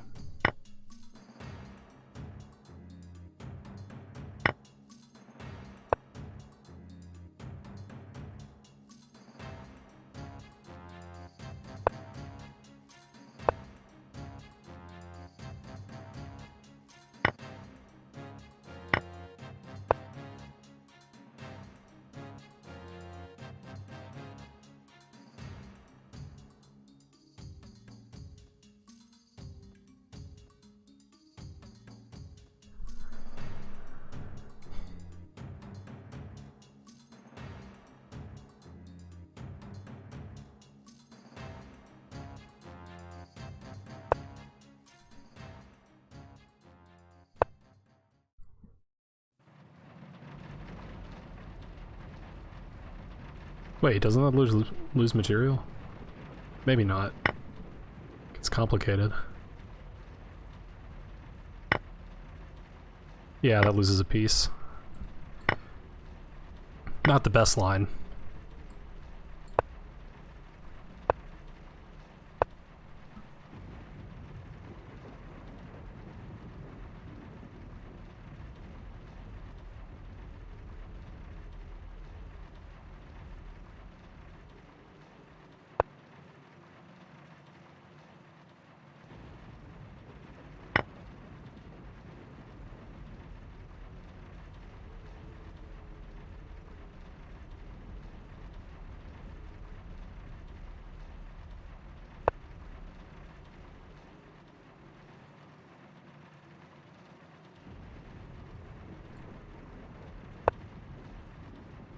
I'm just gonna fall for that fork. That's what I'm doing today.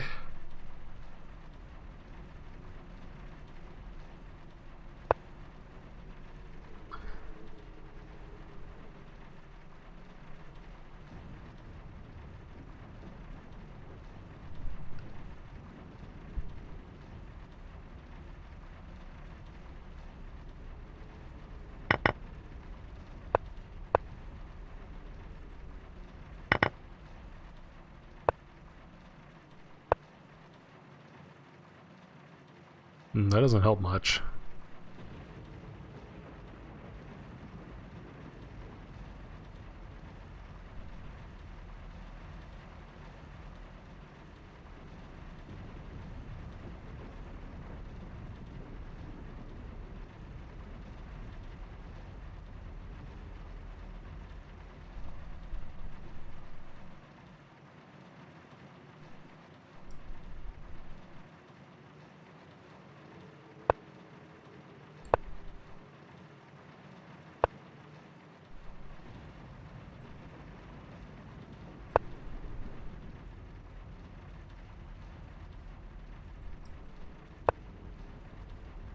Ah.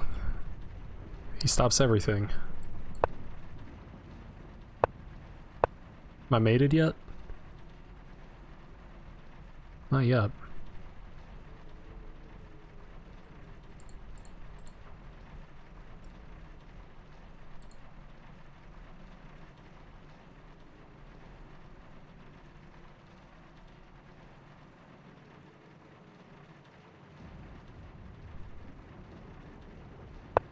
What's up, Sentry Hawk?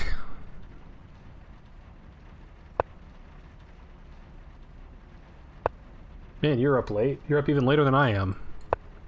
What gives?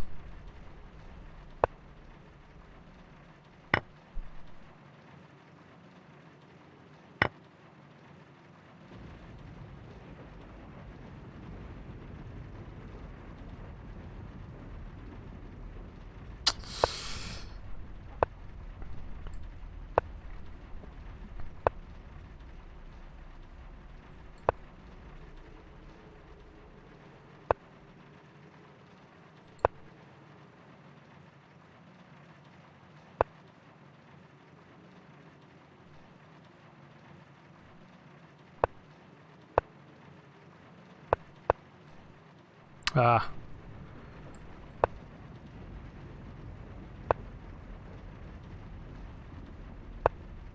That's protected. What am I doing? Okay, well, he bought it.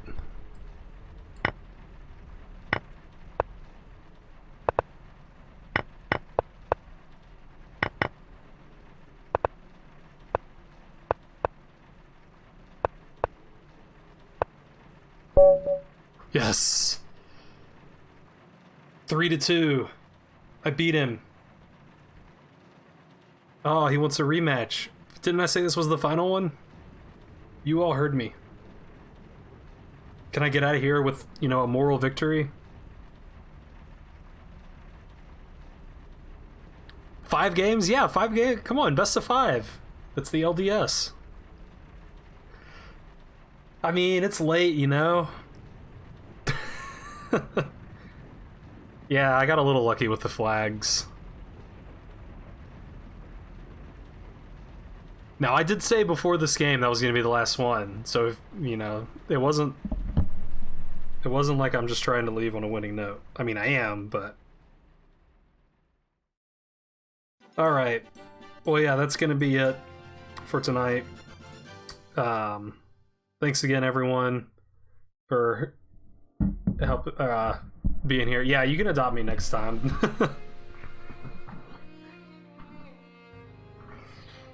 Oh man, I tilted him good. Yeah, thank you, Thinker Teacher. As usual, a fun game and a very instructive game. So I enjoyed that. Let's see who can... Yeah, thank you. I appreciate that. Let's see who can be rated here.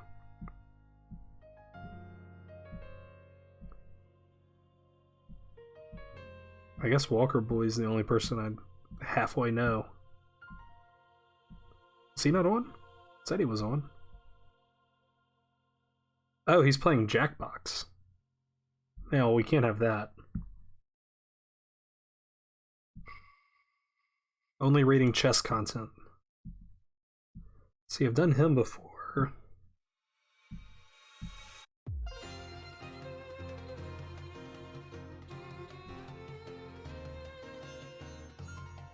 I don't know, any ideas? Seeing none so far, so... I guess I'll raid this Frolic guy again.